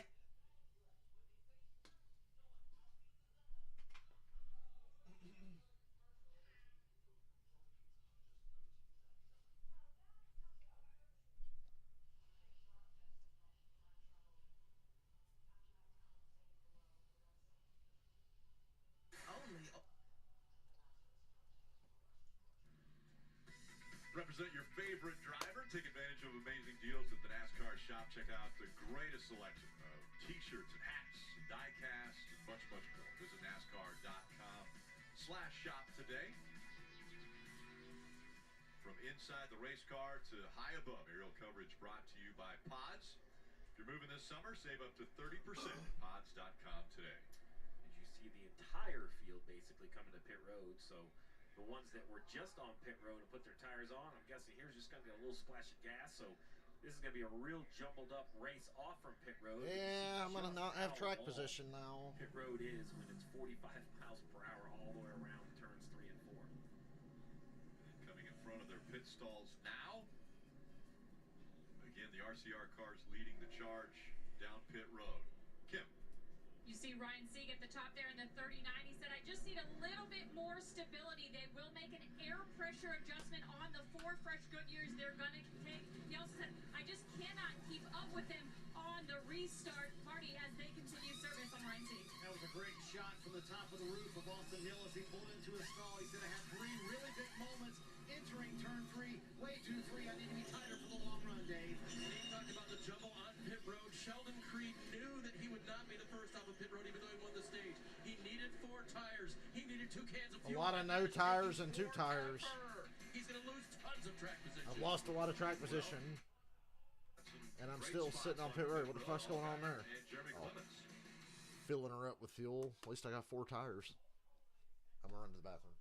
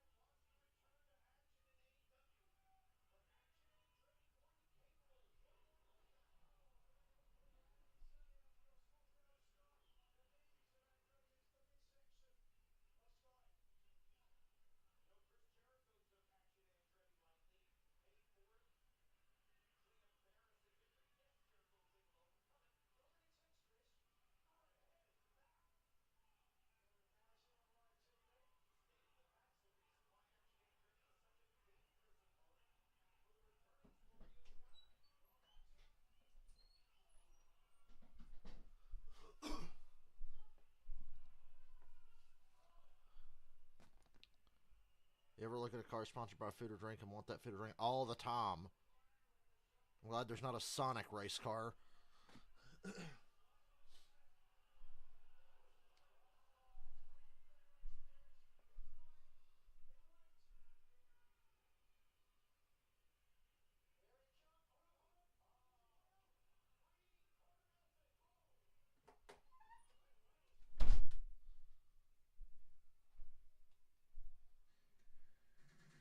The history of racing from here at Atlanta. Well, how about drivers cutting their teeth in the Bandoleros and legends from here? Like William Byron, Joey Logano, Chris Buescher, the Dillon brothers, Austin and Ty, as well as, of course, Chase Elliott, who raced here. Bubba Wallace, another who worked on his craft. That's Chase Elliott. Making a take center stage tomorrow. Under the lights, here, once again at Atlanta Motor Speedway. Countdown to green gets us underway at 6:30. Cup racing at 7, and of course NASCAR America post-race right after the checkered flag. Saw the 2 of Sheldon Creed making his way back onto pit road. They had an issue there. Let's go to the Peacock. As we're seeing another car slow on the track. All right, guys. So I know we're looking forward to tomorrow night's race, but pretty interesting 2 stages here for the Xfinity Series. Yeah, I'm sorry, I can't hear you. Yeah, he's talking about it is so loud. My goodness. Been great first 2 stages in this Xfinity Series. I mean, we're watching a lot of these guys. You know, Austin Hill comes from the back, like we talked about a second ago. Gets to the every time I see Hooters, I'm like, man, I'm horny. Pit stops, though, it has really jumbled this field up, and now all of a sudden Sheldon Creed finds himself in a little bit of trouble. Yeah, I'm still fascinated by the ability of these guys to control the race from the front. Yeah. To slow down the outside pack, to block a lane. Yeah. And every one of them's learned it. Every one of these guys have learned it. And that's where these guys, when they come to the Cup Series, they're ready to race there. Yeah. Whew, So coming to the green. They can burp that can on that 2 car next time. Didn't look like he got any For the fuel. final stage. It's going to be fun to watch him come from the back, though. We'll try to make it a little quieter down there for you guys. Loud, man. Yeah, it will be interesting. Steve, we saw the 2 of Sheldon Creed. They had a fuel issue. Yeah, they had a fuel issue in the 7 of Justin Allgaier. A little different look with the Hellmans on the car. I don't know if there was communication issues, but you see he kind of starts to turn left, and he is way past his pit stall, not going to make it. So the 7 missed his So pit stall. Allgaier's really fucked. Talk about it. The 2 had trouble fueling. So Joe Graff Jr. is leading. That's funny. I think the top 13 or 14 cars stayed out here. How else would Joe Graff Jr. ever be leading a race? How long till they shuffle him out? Or can Joe Graff Jr. do the impossible? Justin Haley and Daniel Hemrick are in a good spot here to take control of this race. And Chandler Smith. Boy, 3 Collie cars lined up nose to tail. Oh, Ty Gibbs scrubbing the wall. Like I said, Ty Gibbs is trying to wreck tonight. He's really working hard. Oh, Sam Mayer got hung out. This race right now. Haley Hemrick, Chandler Smith. That is something we see from these guys. See the 19. Damn, Gibbs slow again. Yeah, he must have He got a problem. issue with the 19 as he's dropping back. A flat right rear. Quarter panel damage, I believe, makes the right front. It's flat now, but I think he's had some issues with the right rear tire. Now the right front tire's flat. Oh, what a shame. Ty Gibbs left the pit under green. Sparks coming out from underneath the right side of the 19. He's going to try to get down. Oh, big wreck. Ryan Sieg. Alfredo. Sam Mayer's in it hard. Creed. Yeah, Creed's junk. Well, there goes my money. Riley Herbst is destroyed.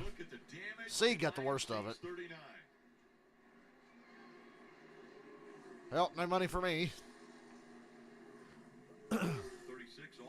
Allgaier made it through that mess. Jeb Burton was involved a little bit.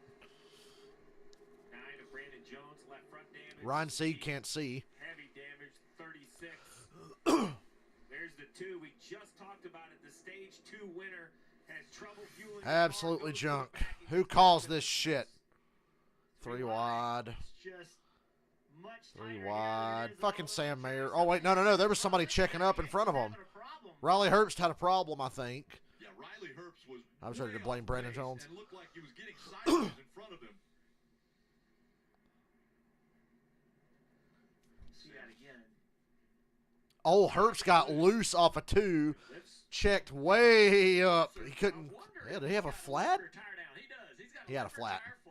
Herbst had a flat down the backstretch and slowed down and swerved around, and everybody got shit on. They are running over something, possibly running over something that cut the left rear tire on that 98 car. And possibly the 19, as you mentioned. Yeah, so could be something on the racetrack up there. Maybe that come from the 19 car from the lap before. You see the left rear tire that was about to come apart. Yeah, that just stacks them up. Maybe if they were 2 wide, they had a chance. But 3 wide, there was no chance. Pretty good contact for the 39. And then everyone else is just in wreck avoidance.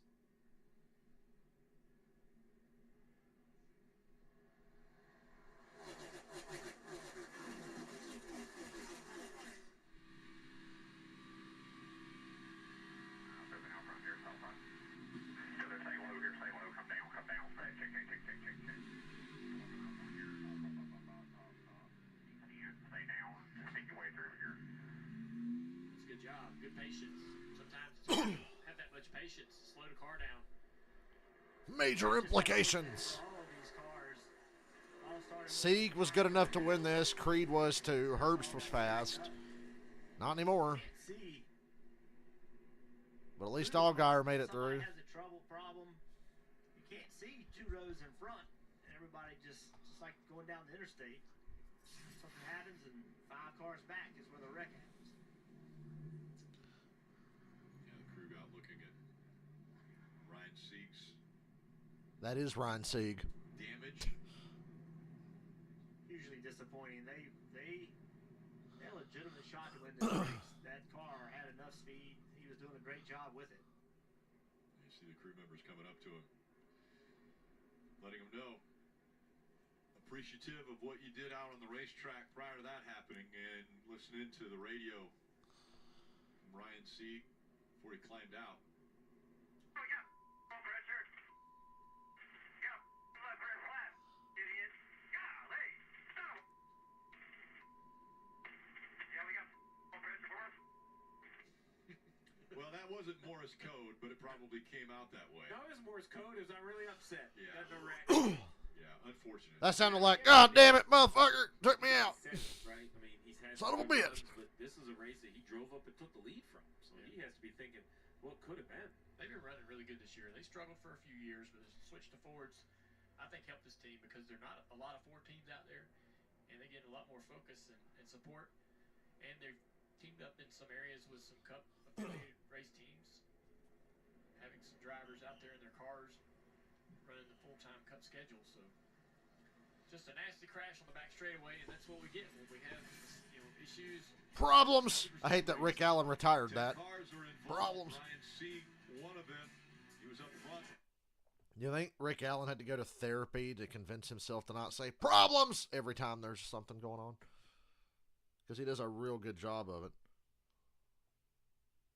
His new one is around goes the blank, around goes the blank, around goes the blank. Instead of problems.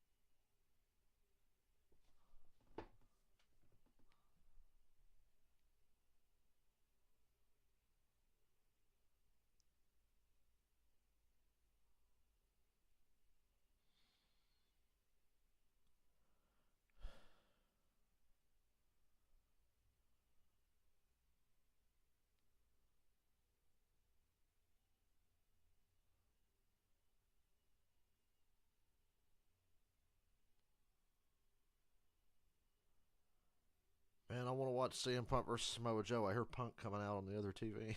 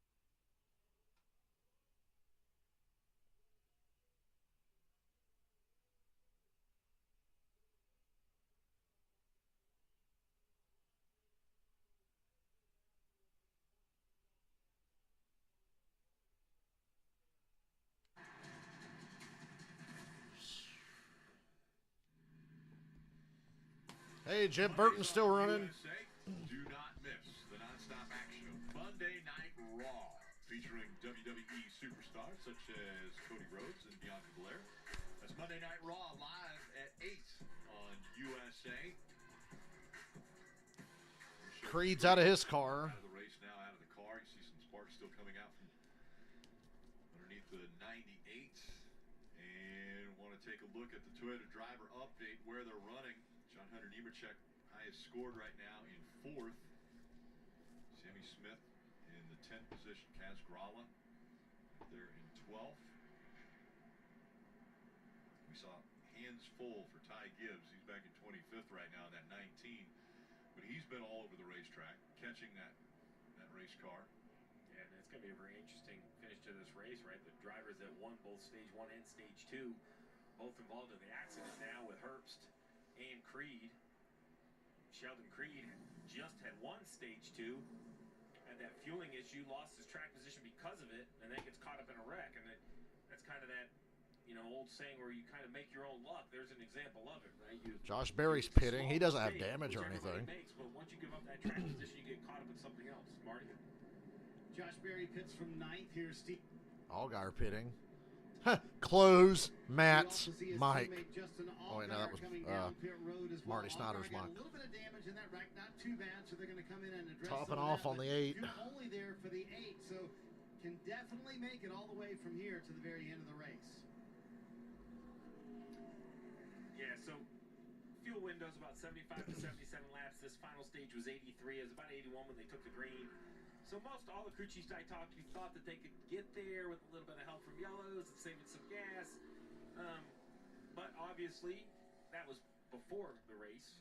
With whatever fuel numbers the 8 seeing, they didn't think they had quite enough fuel in, so they came in and just topped it off. Dave. Hey guys, the top 3 cars, they have something in common. They are all teammates. That's Justin Haley, Daniel Hemrick, and Chandler Smith. So we've seen this movie before. They run well together. They often sort of decide who's going to win the next time if one wins. And so I asked team president Chris Rice, kind of jokingly, well, whose turn is it? And he said, well, duh, the 11.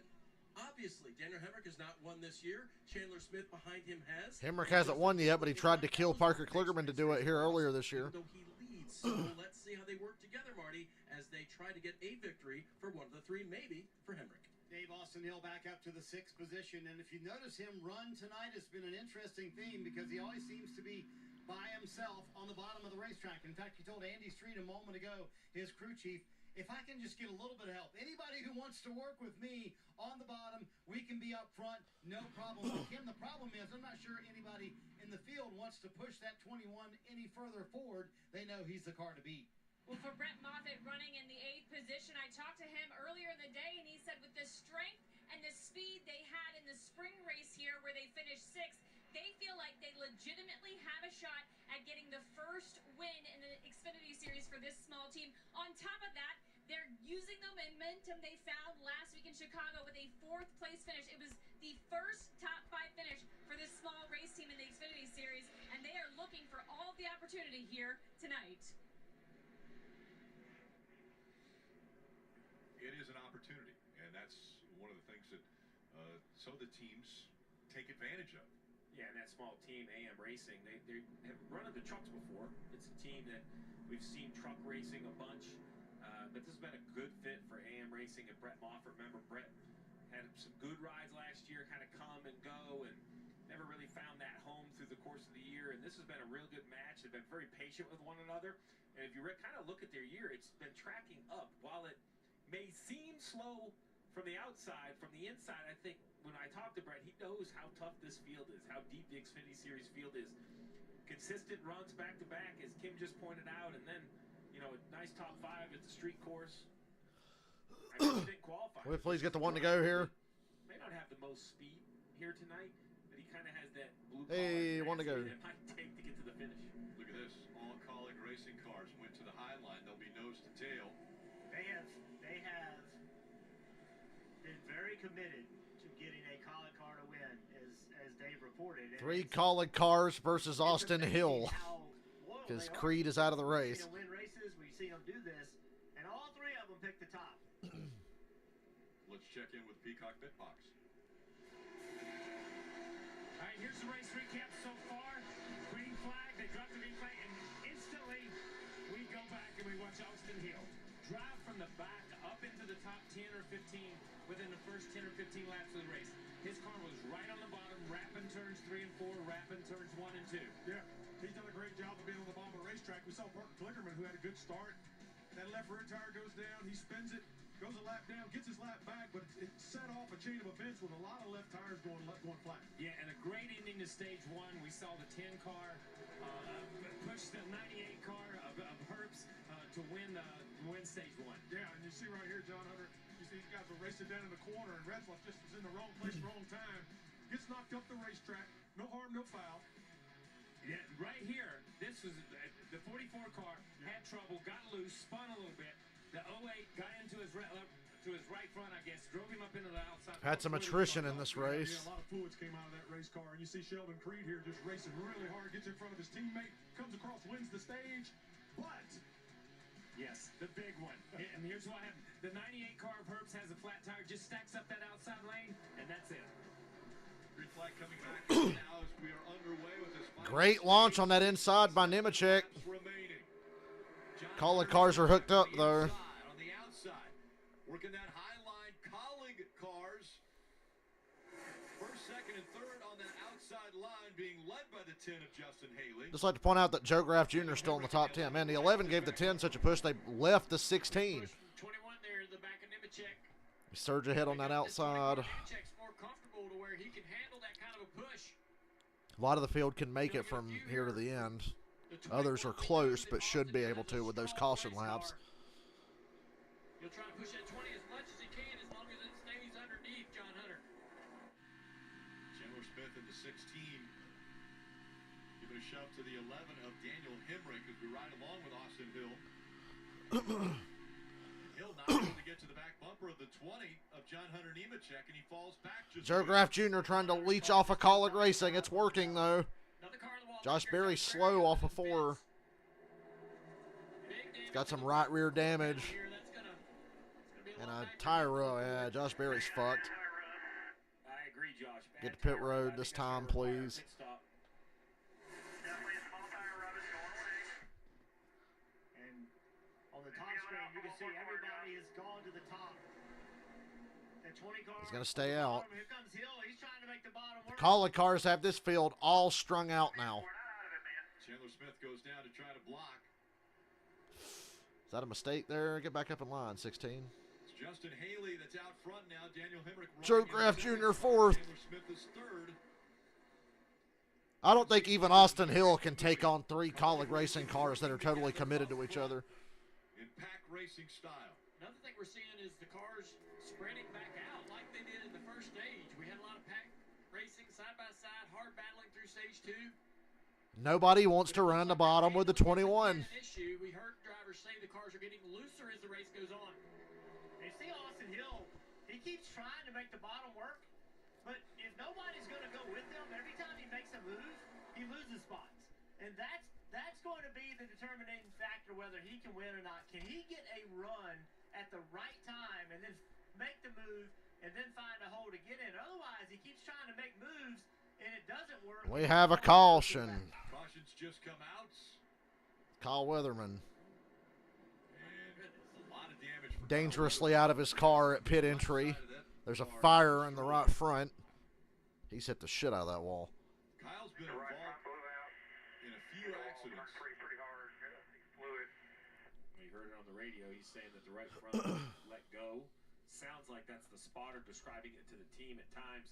When you're on pit road, you just know your driver's out of the race. You're as confused as anyone trying to put together what happened. You see a little fire. I would say that is where that right front suspension ended up into the engine compartment. And so the 7th caution has come out here tonight. There's Kyle walking back to one of the safety vehicles. He'll go to the infield care center, get checked out. We had showed Josh Berry make a little wall contact, and I had mentioned I thought the tire rub was severe. They wrote it out. You know, it's a good decision. Now they have a yellow. They hadn't pitted yet, so. And involved in the previous caution, one of the best cars on the track tonight, Georgia native Ryan Sieg is with Marty. Yeah, Rick, it's gotten busy here in the last few minutes. So, Ryan, we saw the 98 had the flat tire. How did that kind of develop in front of you? And were you thinking, this might be my night? For sure, when we were in the lead, Sheldon and I raced hard, and we did all the right things, just in the wrong circumstances. Just somebody didn't hold their line right there and just right reared us. But yeah, Brandon Jones really really fast clobbered the 39. Forward, and just sucks to be on this side of it, especially as good as we run at these type tracks. And we did everything right. Just sucks to be over here. It's like, damn, when's it gonna be my time? But we've been fast all 4. Win, Lord, win. When's gonna be my time? Here at home, just in the front. You know what I mean? I was having a blast up front and trying to do all I could do, and we did the right pit calls. Just sucks to be on this side of it, but it is what it is. And we brought a car almost as fast as Xfinity's internet, and we'll move on to New Hampshire and just try to capitalize. But now we had fun. It's a lot of fun racing here, especially at home, but just tough. Rick, you can hear the frustration now. 9 races left for Ryan Sieg to make the 2023 playoffs. Yep. The countdown already. Josh Berry, we had mentioned he looked to be struggling up against the wall, and here's another look at how that happened. Like it got a little bit loose, up to the wall he went. Yeah, at that angle, we thought it was heavy damage. Now it looks like a great save. It could have been much worse.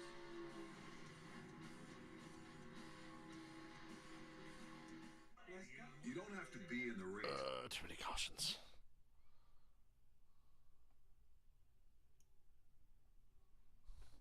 Be right back.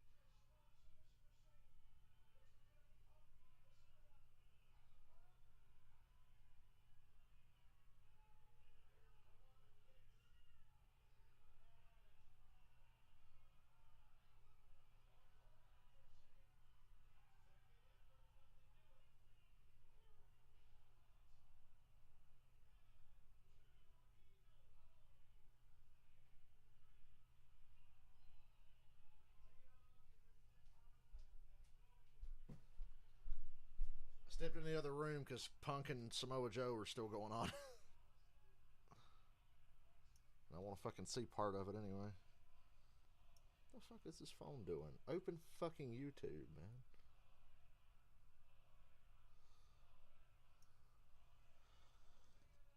This phone's testing my patience. Goes to Mr.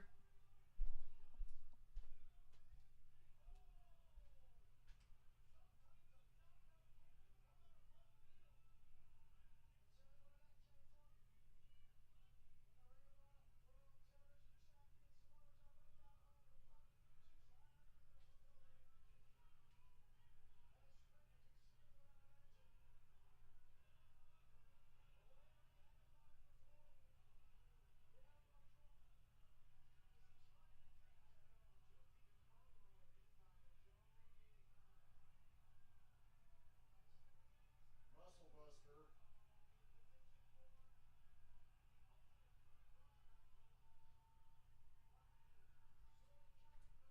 NASCAR, it allows you to follow all the action with free live scoring. There's in-car cameras as well as a radio broadcast. You can search NASCAR in your app store, and you can start the free trial tonight. Back in 2001, and it was after Dale Earnhardt Sr. passed away, Kevin Harvick took over and drove the 29 to victory for the very first time. It came here at Atlanta. Kevin Harvick's third start, he got the win and started what is going to end up being a Hall of Fame career. This is final season. That car right there, the 29 that won here at Atlanta back in 2001, is going to lead the field in pace laps tomorrow with Richard Childress behind the wheel. So very impressive. The career that Kevin Harvick has had, and reliving that memory. Everything gets started with countdown to green at 6:30. Again tomorrow evening, 7 o'clock for the Cup Series race. It will be Kevin Harvick's final time behind the wheel here at Atlanta. Jeff, do you remember where you were in that race? Wasn't in the front. Yeah. That was a good one. All the damage to Kyle Weatherman's car. Take a look at how it happened. Yeah, you see the car spark on corner entry, right front clearly flat. You know this is going to be a bad angle right here. You can see why the damage was so severe. Kind of the top of the screen. He's going to come into screen. Look at this. Oof. By the damage did look a lot harder than that. He was, having the flat early, recognized it as he turns into the corner, kind of took some of the, how aggressive the angle could have been on the impact out. So that was kind of good to see, because when we see this car laid up against the inside pit wall, it looked like a tremendous hit. He's upside looking ahead for the winning it there. Riley Herbst also involved in an incident earlier, and Marty's caught up with him. Yeah, Rick, what an up-and-down night for Riley Herbst. First career stage win. That's the good part. The bad part was the flat left rear that caused that accident a moment ago. Where did the flat come from, Riley? Yeah, I don't know, Marty. We had a pretty good night going. Obviously, we won this first stage, and I thought our Monster Energy Ford Mustang was good enough to maybe run top 3. And then I loaded into turn 1 on the restart, and I knew it was down. And I tried to save it, and then I dumped out of the gas probably too fast down the back straightaway. And when I dumped out of the gas, it just swapped ends on me. So, sorry to everybody else. That's disappointing. But I really hate that for my Stuart Haas guys, and wish we didn't blow a tire. We've heard the drivers talk about how different the racing is tonight versus March. You ran up front, obviously winning a stage. How would you describe the racing this evening? I thought it was intense. I thought it was extremely on edge. A lot of on throttle time, which this new Atlanta makes us drivers do, which was cool for us because we had a really good handling Ford Mustang. But a lot of people were loose, and it was kind of a handful if you were in dirty air or if you didn't have a good handling car. Okay, I'm back. I watched the end of the main event. I was watching the last part of AEW Collision. Right now, so it's a little slick, a little loose, but CM Punk beat Samoa Joe with a roll-up, and after the match, Joe shook his hand and then grabbed Punk and put him in the clutch and choked him out. Yeah, Riley won't be involved in this, but we want to take a look at the Ruoff Mortgage Keys to Victory Lane. Well, guys, it starts with handling, right? We just heard it from Riley. Handling has been an issue, but as the track cools, who makes the right adjustments or perhaps no adjustments? What car handles better as the lights shine and the track cools? Well, 57 laps to go. We've had 7 cautions. If you want to win this race, stay out of the upcoming ones. And keep that track position. And Colleague has it right now with the top. That was an entertaining way to pass the caution period. It'll be difficult to wrestle. Watch my favorite wrestler. With only less than 60 laps to go. 57, it'll be 56 when they come by the next time, and they will, I believe they'll be choosing inside or outside. Last time, all 3 of the Colleague cars chose that outside line, so if they would stay nose to tail. I bet you they choose the outside again when they come by this time. Yeah, I think we got to give a shout out to that 38 car, Joe Graff Jr., sitting there running in 4th. Really good job getting himself in this position. We just talked about how important track position is. Now, just got to do everything you can to keep it. 3 career top 10s. This could be a huge night for him. He's going to stay on that outside line as well, but that now opens the door for the bottom. So who is 5th? John Hunter Nemechek is now going to start on the front row in the 20. I want to know from the drivers. You mentioned that Joe Graff Jr. car. This is the most cohesive Colleague has looked in over a year and a half, I'd say. Look out of as it appears. I mean, look at that thing. Might not have been a tear-off on there. Dave? Leader Justin Haley discussed a 2-part strategy with his team. You got to make the call. We can't let 21 up here, but obviously we got Quebecois. momentum. As long as you understand, it just depends on what the 16 does. As soon as we get one car, we're telling it's all over. Oh yeah, I got you.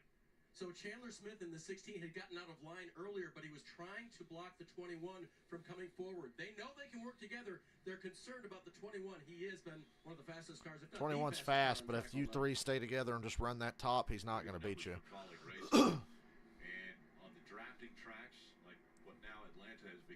7 wins in the 66 starts.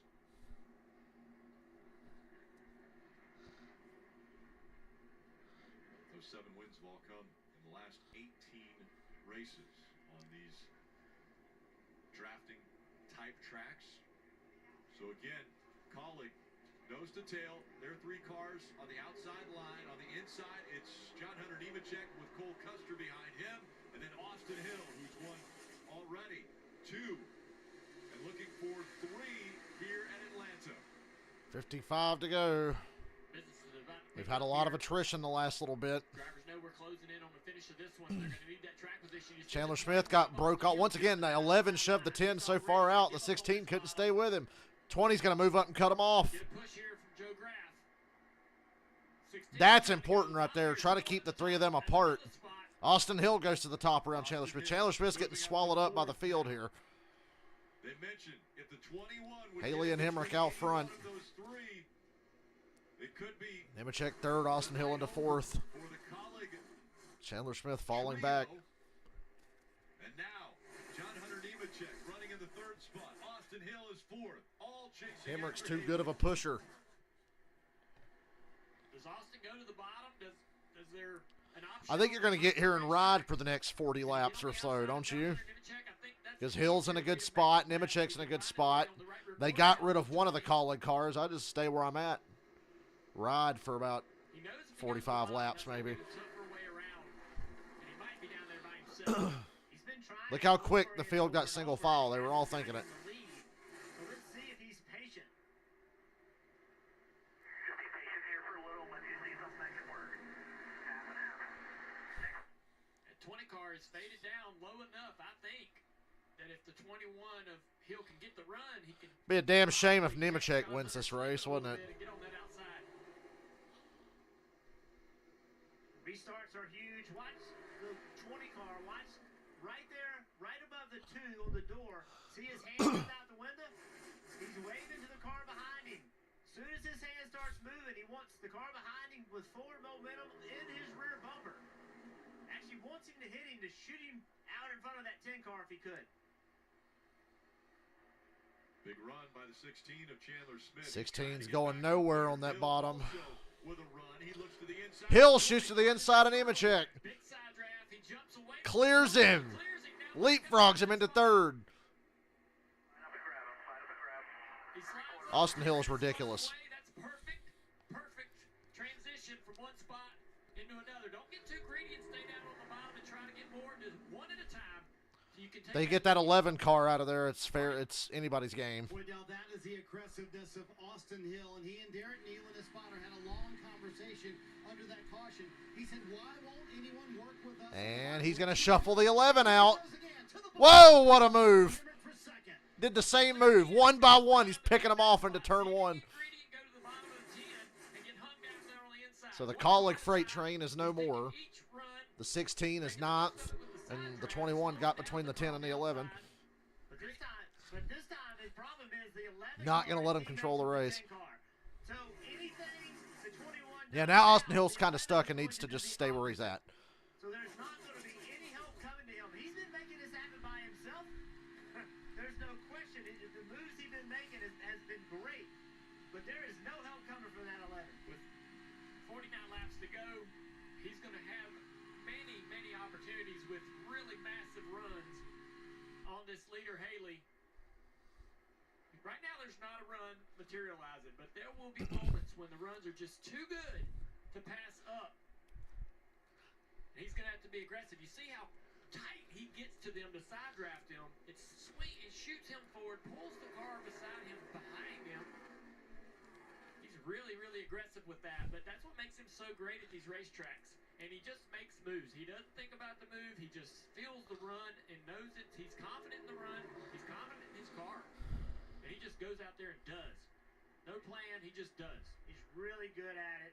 But the guy in front of him, Justin Haley, is as well. Between the 2 of them, they combine to win. Yeah, this is like a heavyweight fight with Justin Haley and Austin Hill on restrictor plate races. Chandler Smith back there making a move. He got by Sammy Smith. Getting in between us. Well, that is exactly what the 21 has done. Chandler trying to pick his way back to the front. And he picks off Parker Retzlaff. Remember that save Retzlaff had earlier? You got Retzlaff there who had a great save, and you got Klickerman who blew a left rear tire off a 2 and didn't hit anything.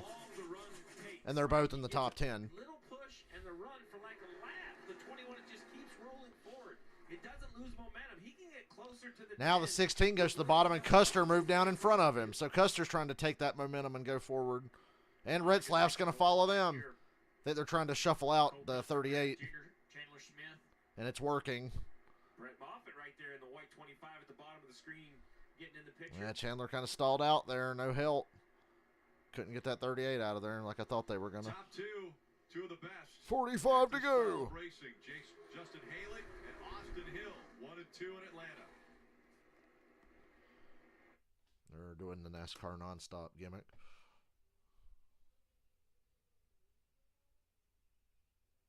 Ooh. Sammy Smith almost wrecked himself. He cut up in front of the 48.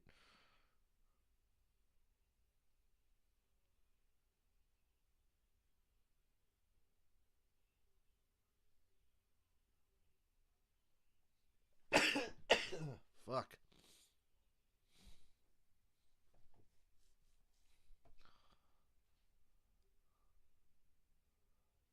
Meanwhile, back up front, Austin Hill's content to stay in second because, like they said, if he pulls out, Hemrick's not going to go with him. Be funny if he did, though.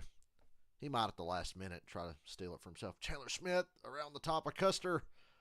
Wow, nice move. Chandler Smith's coming back. Call it, cars are good. Chandler's back in 5th place now. He fell back to 10th. Now he's up to 5th. There's a 5-car breakaway for the moment because there was some shuffling around 7th place. Now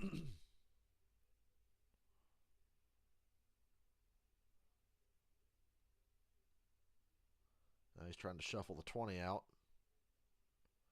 Not going to work just yet. Custer catches up now. Now it's 6 cars again.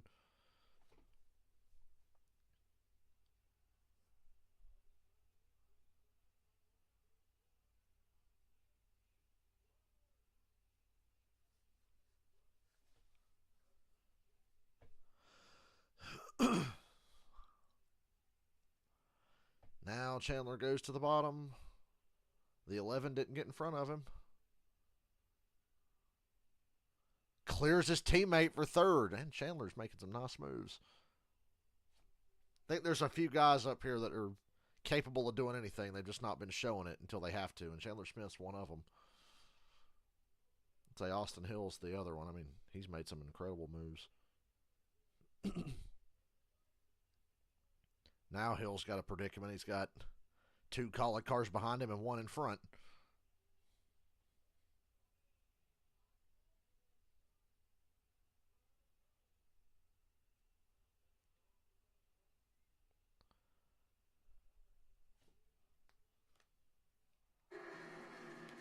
You're watching NASCAR Xfinity Series racing from Atlanta. The Allscode uniforms 250. And a big run out of the 16 of Chandler Smith has put him up to 3rd now. Some aggressive moves even in front of his teammate, Daniel Hemrick. But it is still teammate Justin Haley that is pacing the field, with Austin Hill looking ready to pounce at any time as there are under 40 laps to go, now 39. Parker Klingerman down here on the inside. Every time I think five cars or so are going to break away, the 3 or 4 behind them catch back up. Some still able to be comfortably running the bottom. The handling on some of these cars starting to suffer a little bit. Anybody in this top 6 can win this. 16 car right here. Chandler Smith making some great moves to the bottom of the 20 right here. He gets up beside his teammate. Didn't think he was going to make this pass happen, but slides right in front of Hemrick. I think Hemrick was wanting to let him in because he pushes him all the way down the straightaway. That was closer than I thought when they showed that replay. Talking about him, gets a big run on that outside. 18 car, Sammy Smith just says, hey, I'm not going to let you get that run. Just pulls up in front of him. Oh, that's frustrating as a driver. You got to lift right there. It's going to be a big wreck. Somebody who's lifting is that 21 of Austin Hill. He's trying to put runs together.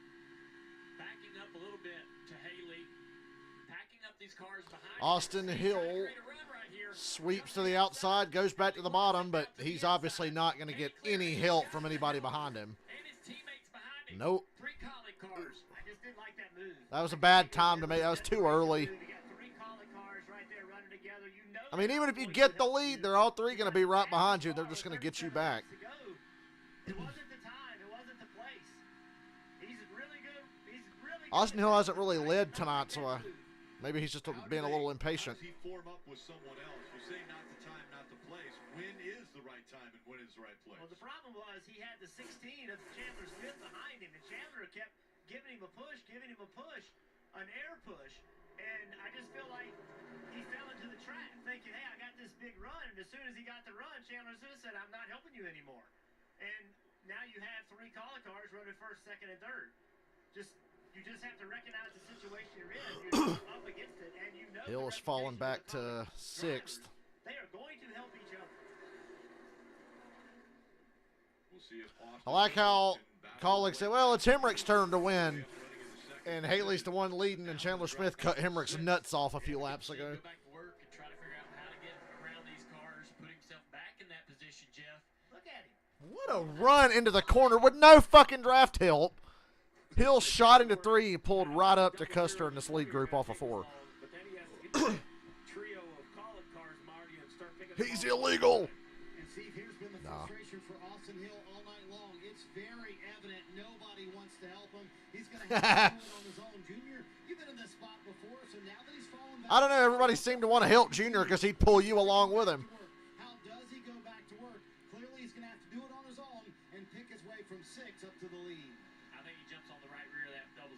He's got a fast enough car and handling well enough to catch that 00 backing up.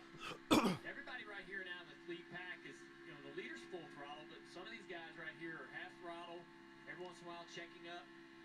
I'd be on that top line, just offset just a little bit. I think I want to race after this. Momentum to jump to the outside. That outside pass is automatic. We've seen how hard it is on the bottom.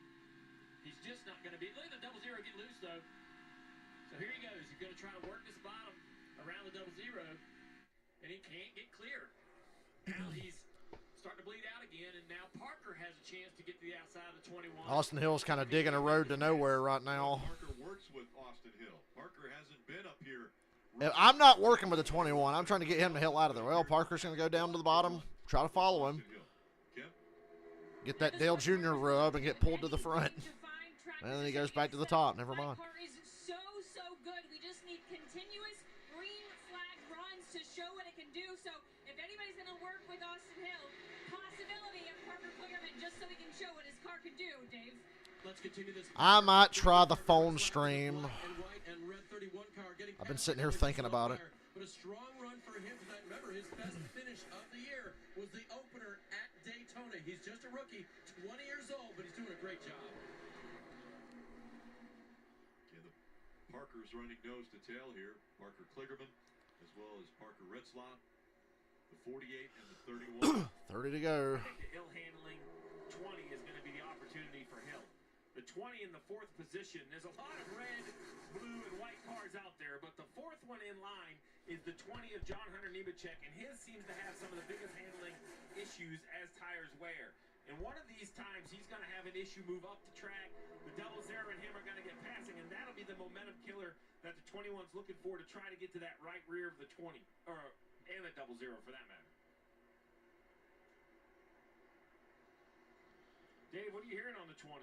Well, so that was one of the other things that the colleague teams talked about in the break. They were sure that the 20 car John Hunter Nemechek would get shuffled out because he's been handling so ill all night. Race has been pretty okay. There's been a lot of attrition. About 30 laps ago, I said this was going to happen, and when I was like, yeah, the colleague cars are going to string this race out, and everybody else is just going to be happy they're in the top 5 and sit here and ride for a bit. And that's what's happening. Austin Hill's aggressively trying to make moves. Austin Hill's got the best car, but there's 3 colleague cars and just one of him. And nobody wants to work with Hill because they know he's got the best car. So these 3 colleague teammates up front just have the race in a chokehold right now with 28 laps to go. Chandler Smith and Daniel Hemrick running right behind him in 2nd and 3rd. this is kind of playing out how I thought it would. Earlier, I thought Hill did a great job. He shuffled Chandler Smith from 3rd to 9th, got between the 11 and the 10, but Chandler Smith was so fast he worked right back up there, and then Hill made a really aggressive move, and they all just freight trained by him. So now he's sitting there in 6th place with cars behind him, though, so he's right there in the mix. They're working through some lap traffic now, a little spotty lap action here.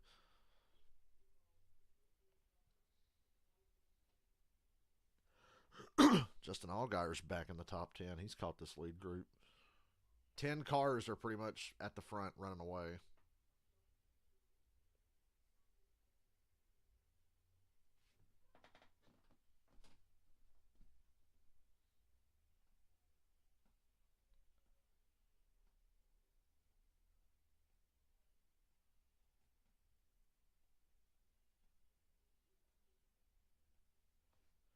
I think if we race after this, we race Richmond first.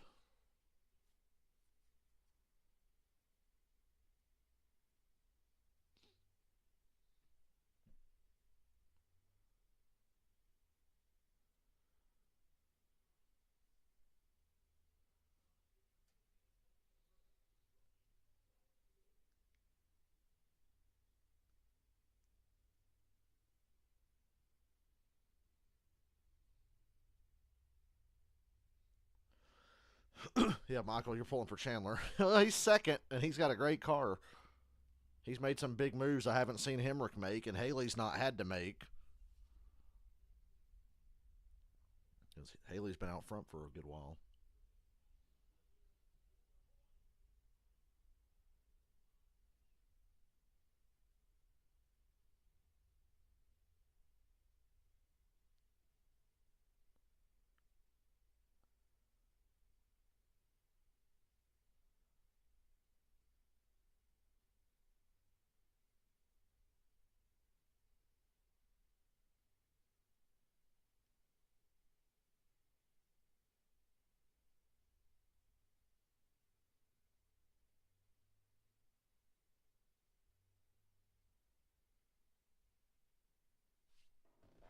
And we're back.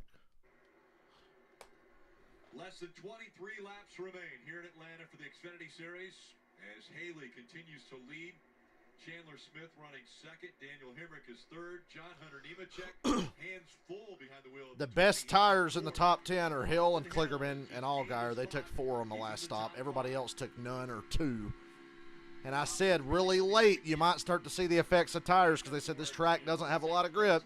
Handling's more of an issue here than it's been the last couple times, which is odd because it's a night race. Guys can't stay hooked together. Handling's such an issue, you can't see guys stay hooked together. That's why the field keeps spreading out and then slowly coming back together as they draft up. He's going to have to find a way around these cars, and he's got to do it by himself.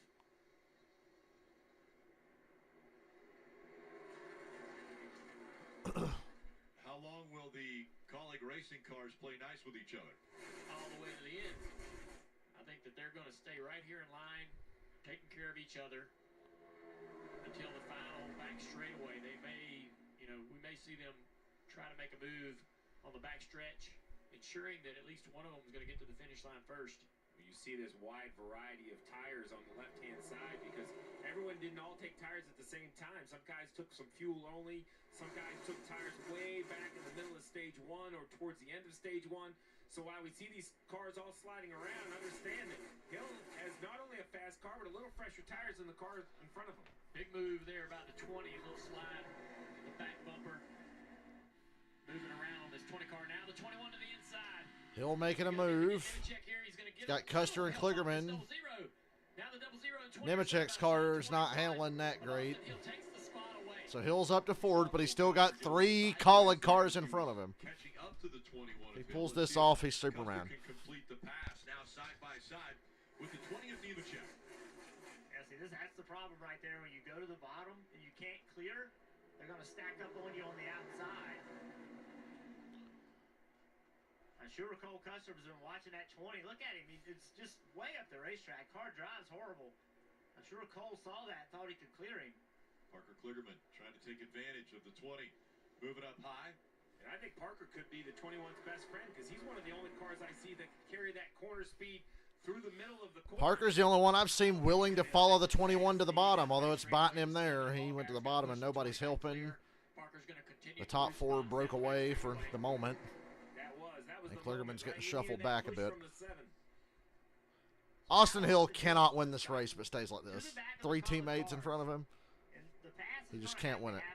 Somehow, one at a time. And it's not going to have much help from behind. The 20 just does not have the drive ability to do what I'm amazed at Nemechek staying in the top 5. How can Austin Hill make this happen? As iffy as his car looks at times. Kind of catch him off guard a little bit. Preferably get on that right rear quarter panel. I like that lane right there. Gives a little bit of distance to the corner, but should have a little bit of a run down the straightaway here. There's 16 to go. Hemrick and that 11 car, you cannot give him the top. If he gets underneath you, he gets underneath you. To the inside. Hill to the inside of Hemrick. Swings down after side drafting him. The 20 stays behind the 11. He's going to have to get aggressive. His spotter's right. I mean, as bad as that sounds, that's about the only shot he's got to be able to take the spot. Clear back up in front of the 20, stay behind the 11. Hill made a move, didn't work, but he didn't lose anything off it. But by the 20 car not being good enough, no harm, no foul. He made a run. He tried it. It just didn't work. But he didn't. I'm wondering, are they going to sell Haley out? Do you think Chandler Smith's going to sell Justin Haley out at the last second? Might create an opportunity here for Hemrick or Hill. Because I don't think the 16, I mean, Chandler Smith is aggressive and has pissed some people off in the series. He's going to sell out the 10. I know it. Chandler Smith will do it. He's not going to sit there and let a cup guy win, teammate or not. He's racing for points. So, Michael, I think you're in a pretty good spot here.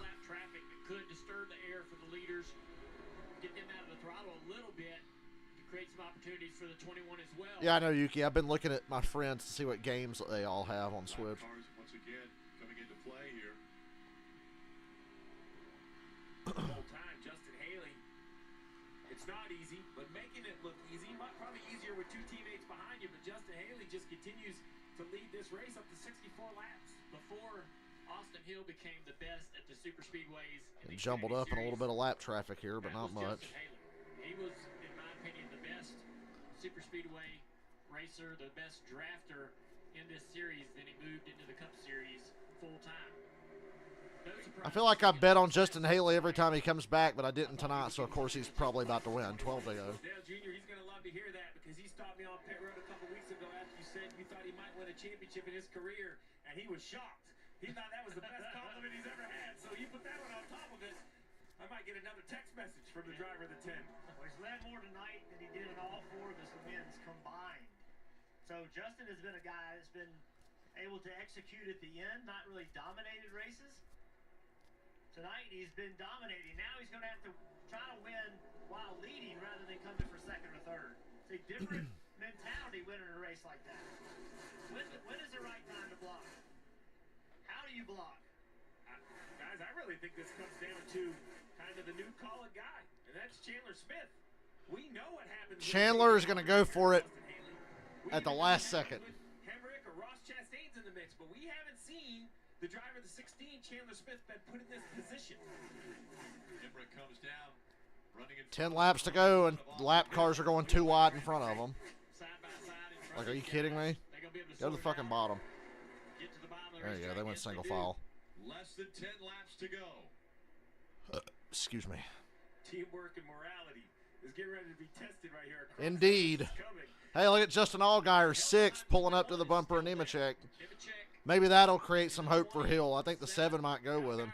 At this point, you're going to have to gang up on the collar cars or team up or something. Austin Hill opportunity or a chance or a run or two. You have to imagine that maybe, like you said, Steve, you know, the collar cars do get a little dicey in the last few laps. That's sort of going to create an accordion effect. Remember Chastain and Allmendinger at Daytona driving for Colleague a few years ago? 4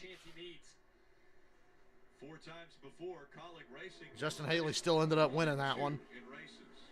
They've never finished 1, 2, 3, and that's the way Yes, they have. Under 9 to go. Coming up on He just said colleagues never finished 1, 2, 3. Yes, they did at Daytona. Austin Hill backing up to those cars, creating a run down the straightaway. Look at the help behind him. Starting to get more help, get more organized.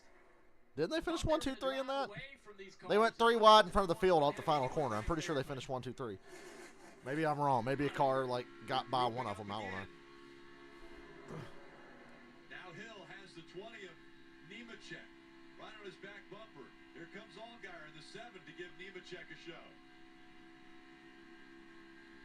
7 laps to go. Just feels like a pressure cooker, doesn't it, Rick? Like it just can't stay this calm for this long. You think this is calm? This is what I thought would happen with about 50 laps to go. I kind of called this. But it's going to get wild here in the next few laps. Does he go to the inside? Really no run right now. So if he goes to the inside, it's just going to be almost impossible to have a pass made. Going to have some kind of momentum helping him from behind from that 20, the 7, the 48. Something to check up. Yeah. This lead group, you know, if there are some lap cars that are in front of the lead group, that could change the momentum. The gaps are getting tighter between all these guys. Yeah, everybody's starting to pull up on each other here. Right there on the back of the 11, he's up the racetrack. Oh, Hemrick slipped up a little bit. The 21 tried to get to his quarter panel. Couldn't quite get there, but the 11 slipped up off of 4. Now he's got to push the 11 back to the 10 and the 16 just to stay with him. But Hemrick showed a little bit of weakness. Remember when I said tires are going to start to really show? Oh, he got him loose. That's like old school Atlanta. That's as close as you'll get to an old school Atlanta move. And nobody goes with Hill. Nobody goes with Hill. The 20 shoves the 11 by. Kligerman and Allgaier stay up top. Oh, boy, this lap car up here. That created an opportunity. 4 to go. Oh! Hemrick almost got turned by Nemechek. Daniel Hemrick trying to just hang on right now. Son of a bitch, man. It's not working. It's not working. They won't go with Hill. Nemechek has gotten by him. He's up to 4. And look at the lead Haley got there. 4-car length lead. 3 to go. Chandler Smith. That is a big lead. Boy. Let's see what That's a big gap, but it's going to create one hell of a run for Chandler. But with 3 to go, oh, we got a spinner. Save it. We stay green. Oh, they ganged up on Hemrick. The 20 made a move. He got by Hemrick with a push from Hill. Oh, they're starting to stack up. Oh, Hill got loose off the front of Kligerman and spins. Caution's out. He backed in the wall a little bit. Oh, I told you it was going to get intense. Haley built a huge gap, and I said Chandler Smith's about to get the run of a lifetime. Is he going to blow by him with 2 to go? Was that a lap too soon? A lapped car was on the far outside, giving plenty of room. Hill kind of chased it up the track, and Kligerman hung on his left rear, and it got him loose, and he spun out. Man. We had a spin the previous lap. The 24 spun and slid down pit road, and they stayed green. So the 21's thinking, I'm going to go to the outside of the 20 right here, but then decides against it. Didn't quite get the Kligerman never touched the 21, but just pushed air on him. Off of the nose of the 48, disturbs the back of the 21, and only his old tires. And only a single car spin. That's all it takes. No contact there. And we have a caution. But certainly the air disturbing the back of that 21. It's like the air is disturbing it, and the 21 knows he wants to block the 48, right? So he's tugging the wheel probably, trying to not allow the 48 that full lane. Yeah, watch the 20. The 20 comes up in front of the 21, so now he's in a horrible position. He's got dirty air in front, and he's got the 48 packing air on the left rear, and it spun him. The 20 pulls up in front of him. That takes all the air off of him. Around he goes. Look at all that happened at the same time. Yeah, I mean, you even wonder Austin Hill's been the heart. No, you stay out. Ain't nobody pitting here. Austin Hill can save it off the corner. Ain't nobody pitting here. Out of real estate. This is zoomed in. Look at this right here. I mean, See the 20 sliding up. Like Larry Mack said, you made your bed, you got to lie in it now. On the left of the quarter panel. Old tires, like you said, Junior, and around it goes. That isn't a wreck that happens on that 10 of a run. Yeah. Those old tires, you can see everybody sliding around. Okay. Hill riding around here on some tore up tires. Trying not to destroy this race car. So the question now is we've seen them sliding around so much. Will people pit? Nah, stay out. 18 cars in the lead lap. You only got to go 2 laps. File restart, so you'd line up in the front 9 rows. I guess the question is, with all the grip in the world, is there enough real estate for overtime, right? 2 laps, 3 miles. Even if you're the fastest car here, if the front 2 or 3 rows get 3 wide, you're done. Now, if they stay 2 wide and sliding up, Jeff, you're going to look like a hero around the bottom. You're definitely going to look like a rocket ship. Well, the leader can't pit. The top 4 or 5 can't. Nah, pit. that's why you're staying out here. Yeah. But if I'm Allgaier, Moffitt, and those guys, why not pit?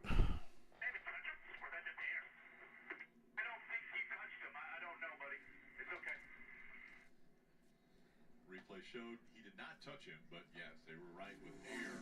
So even the driver of the 48 wasn't sure if there was contact made. So to Jeff's point, who thinks they can't do better in their current situation?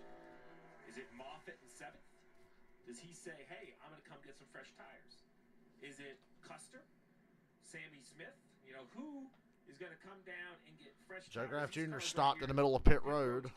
You can't pit right now. Hill's going to be under penalty. He has no choice. The tires were flat. Pit road's still closed at this moment. But someone is going to decide, and that's why pit road's closed. Crew members pushing the car backwards, trying to get all that cleaned up.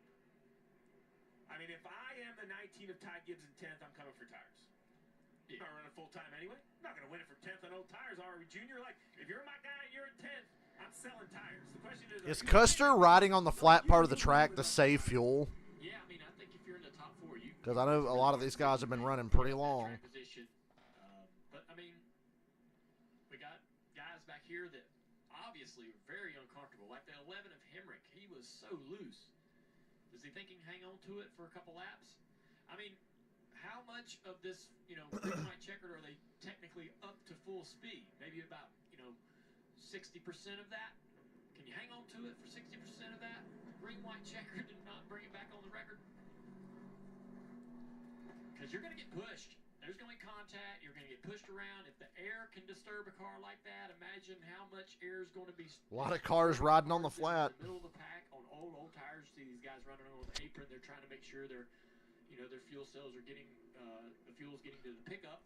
Because a lot of people are kind of short on fuel, at least short enough that running on the banking might create some problems of stumbling and so forth when they go back to green. But it's a tough call, and I'm glad I'm not a crew chief. That's probably why I never was, because I wasn't much of a gambler.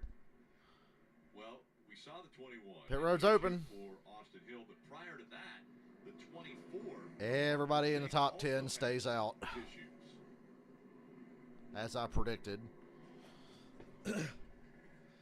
Fuel should be good, but another overtime or 2 after this, you don't know. There's Parker Chase on the outside of Balicki. Josh Balicki running dead last spun Parker Chase earlier. I'm not sure if the 24 was coming down the racetrack, were they side by side down the back straightaway? What was everything that happened to lead to that moment?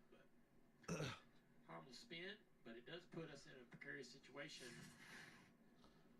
So we talked a lot about tires, but you mentioned the cars on the apron. Let's talk about fuel. There's been 23 laps of yellow. This is the 83rd lap. We thought they could go 75, 23 in yellow. So I'm saying they've gone like what would be equivalent to 73 green when you do the math. So all of these cars are close to fumes. They think they're going to be okay, but they're running on the apron, to Dale's point, to make sure that the fuel sits down into the pickup. The best fuel mileage in the top 10 looks like Justin Allgaier. Going fast, keep that in mind. Everything's fine, so they're all making sure the pickup stay full. You don't get an air bubble because then it will stumble on the restart. But, there's a lot of assumption that goes into fuel. Are you sure the car was completely full in the last pit stop? I mean, I don't think anyone expected for quite this many laps of overtime. And Dale, you mentioned, hey, how much of the 2 laps are you at full speed? This follow-up question I would have is, how many times are we going to try to run 2 laps? Right. That's the other thing that could possibly happen. If we have multiple attempts, you look down there at somebody like Burton or Williams, right? Could the 92 of Williams get this great opportunity, a couple more overtimes, and he has the lead because he has the most fuel? I bet he parks it on the start-finish line if he wins. Did Rick Allen just try to avoid yawning? Suspended. I don't want to get in trouble. The other thing about these overtime rules on drafting style racetracks is you want to have the lead the entire time because you never know when the caution's coming out. Caution comes out on that last Earlier today in my 10-race playoff, I'm doing a NASCAR Rivals. I passed Joey Logano on the white flag lap going into turn 3 to take the lead, and as soon as I cleared him, a caution came out behind me. So if I made my move a second later, I wouldn't have won. I did my little 4-car breakaway trick again. Right, he's behind a couple Colic cars. You know they're going to work together and accelerate good on this restart. What the 11 car of Look at this clusterfuck here. you got your teammates on the outside lane. You got the 20 that you need to push, Dave, to try to make something happen. But if you do, you're going to push them past your teammates. Later, Justin Haley was told to, quote, save like a pig. That means he is Save like a pig. Outside line is Haley, Chandler Smith, Parker Kligerman. Inside line is Nemechek, Hemrick, and I can't say who's behind them because they're zooming in on, they're pulling a Fox and zooming way in. Zooming in there. Do I see Rick Allen doing any football games? No, certainly not for NBC. Justin Allgaier fourth on the outside there, Kim. Jim Pullman, his crew chief, gave him great advice. All I know So the front 3 on the outside line. Haley, Chandler Smith, Kligerman. On the bottom, it's Nemechek, Hemrick, and Moffitt. Hemrick's in a tough spot here. He's got to push the 20, who's not his teammate, but his 2 teammates are on the outside line. I still think Haley's in a good spot. I think Chandler's super fast. Can he get the 10 out there and then sell him out and steal the race for himself here? 2 to go. And can the fuel make it? Should be able to. Nemechek got a great launch with a push from Hemrick. Oh, Chandler Smith run out of gas. Chandler Smith run out of gas. And Haley got passed by the 20 and the 11.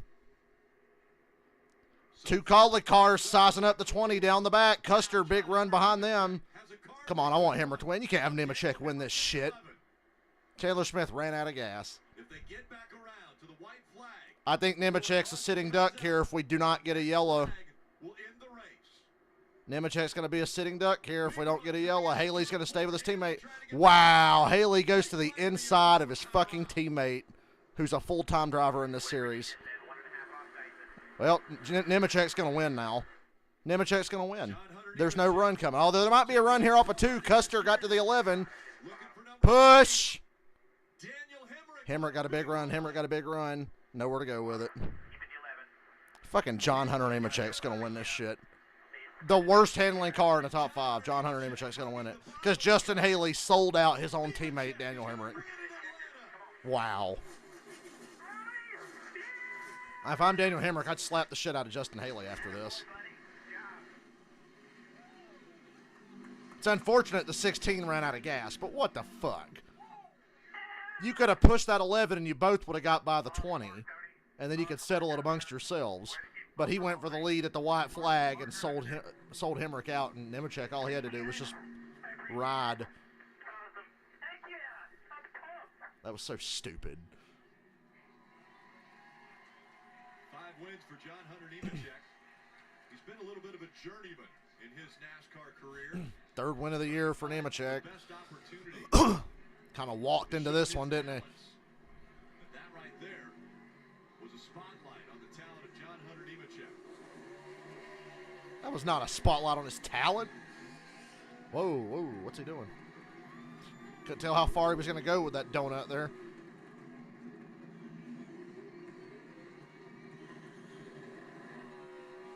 Anybody else think that was really dumb on Justin Haley's part? That was pretty dumb. That's how you don't get re-signed for Colic.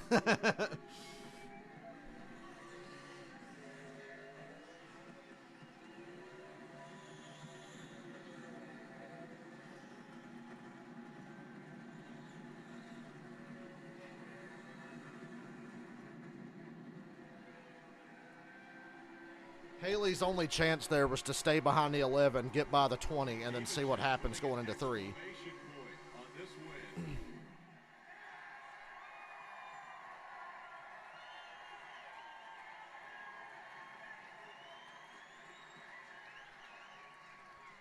Pretty stupid. Pretty fucking stupid. 26-year-old climbing out of the car.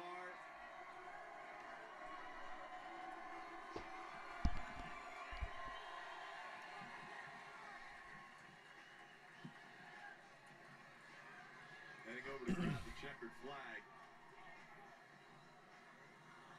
Third win this season.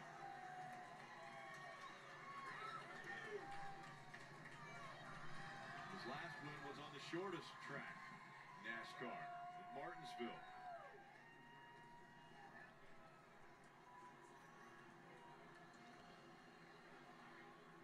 Yeah, so as soon as I get on Twitter, I see this guy say, so I guess I'm not alone, because Haley pulls out the white flag, and I'm like, dude, push your teammate, and one of you will probably win. John Hunter grabbed the checkered flag, like you said, walked back to the car. What a burnout. What a race. You've won at Atlanta. Also, Nemechek in a Mobile 1 car doing a burnout on the Quaker State logo in the grass was pretty funny. They had strength in numbers. How did you hold them off? I got a huge push from the 11 there, so thanks to Daniel for giving me that huge push. But, man, hats off to all this 20 team. Early on in the race, if you would have said that we would have won the race, I definitely would have told you that that wasn't going to be the case. We didn't have the fastest car tonight.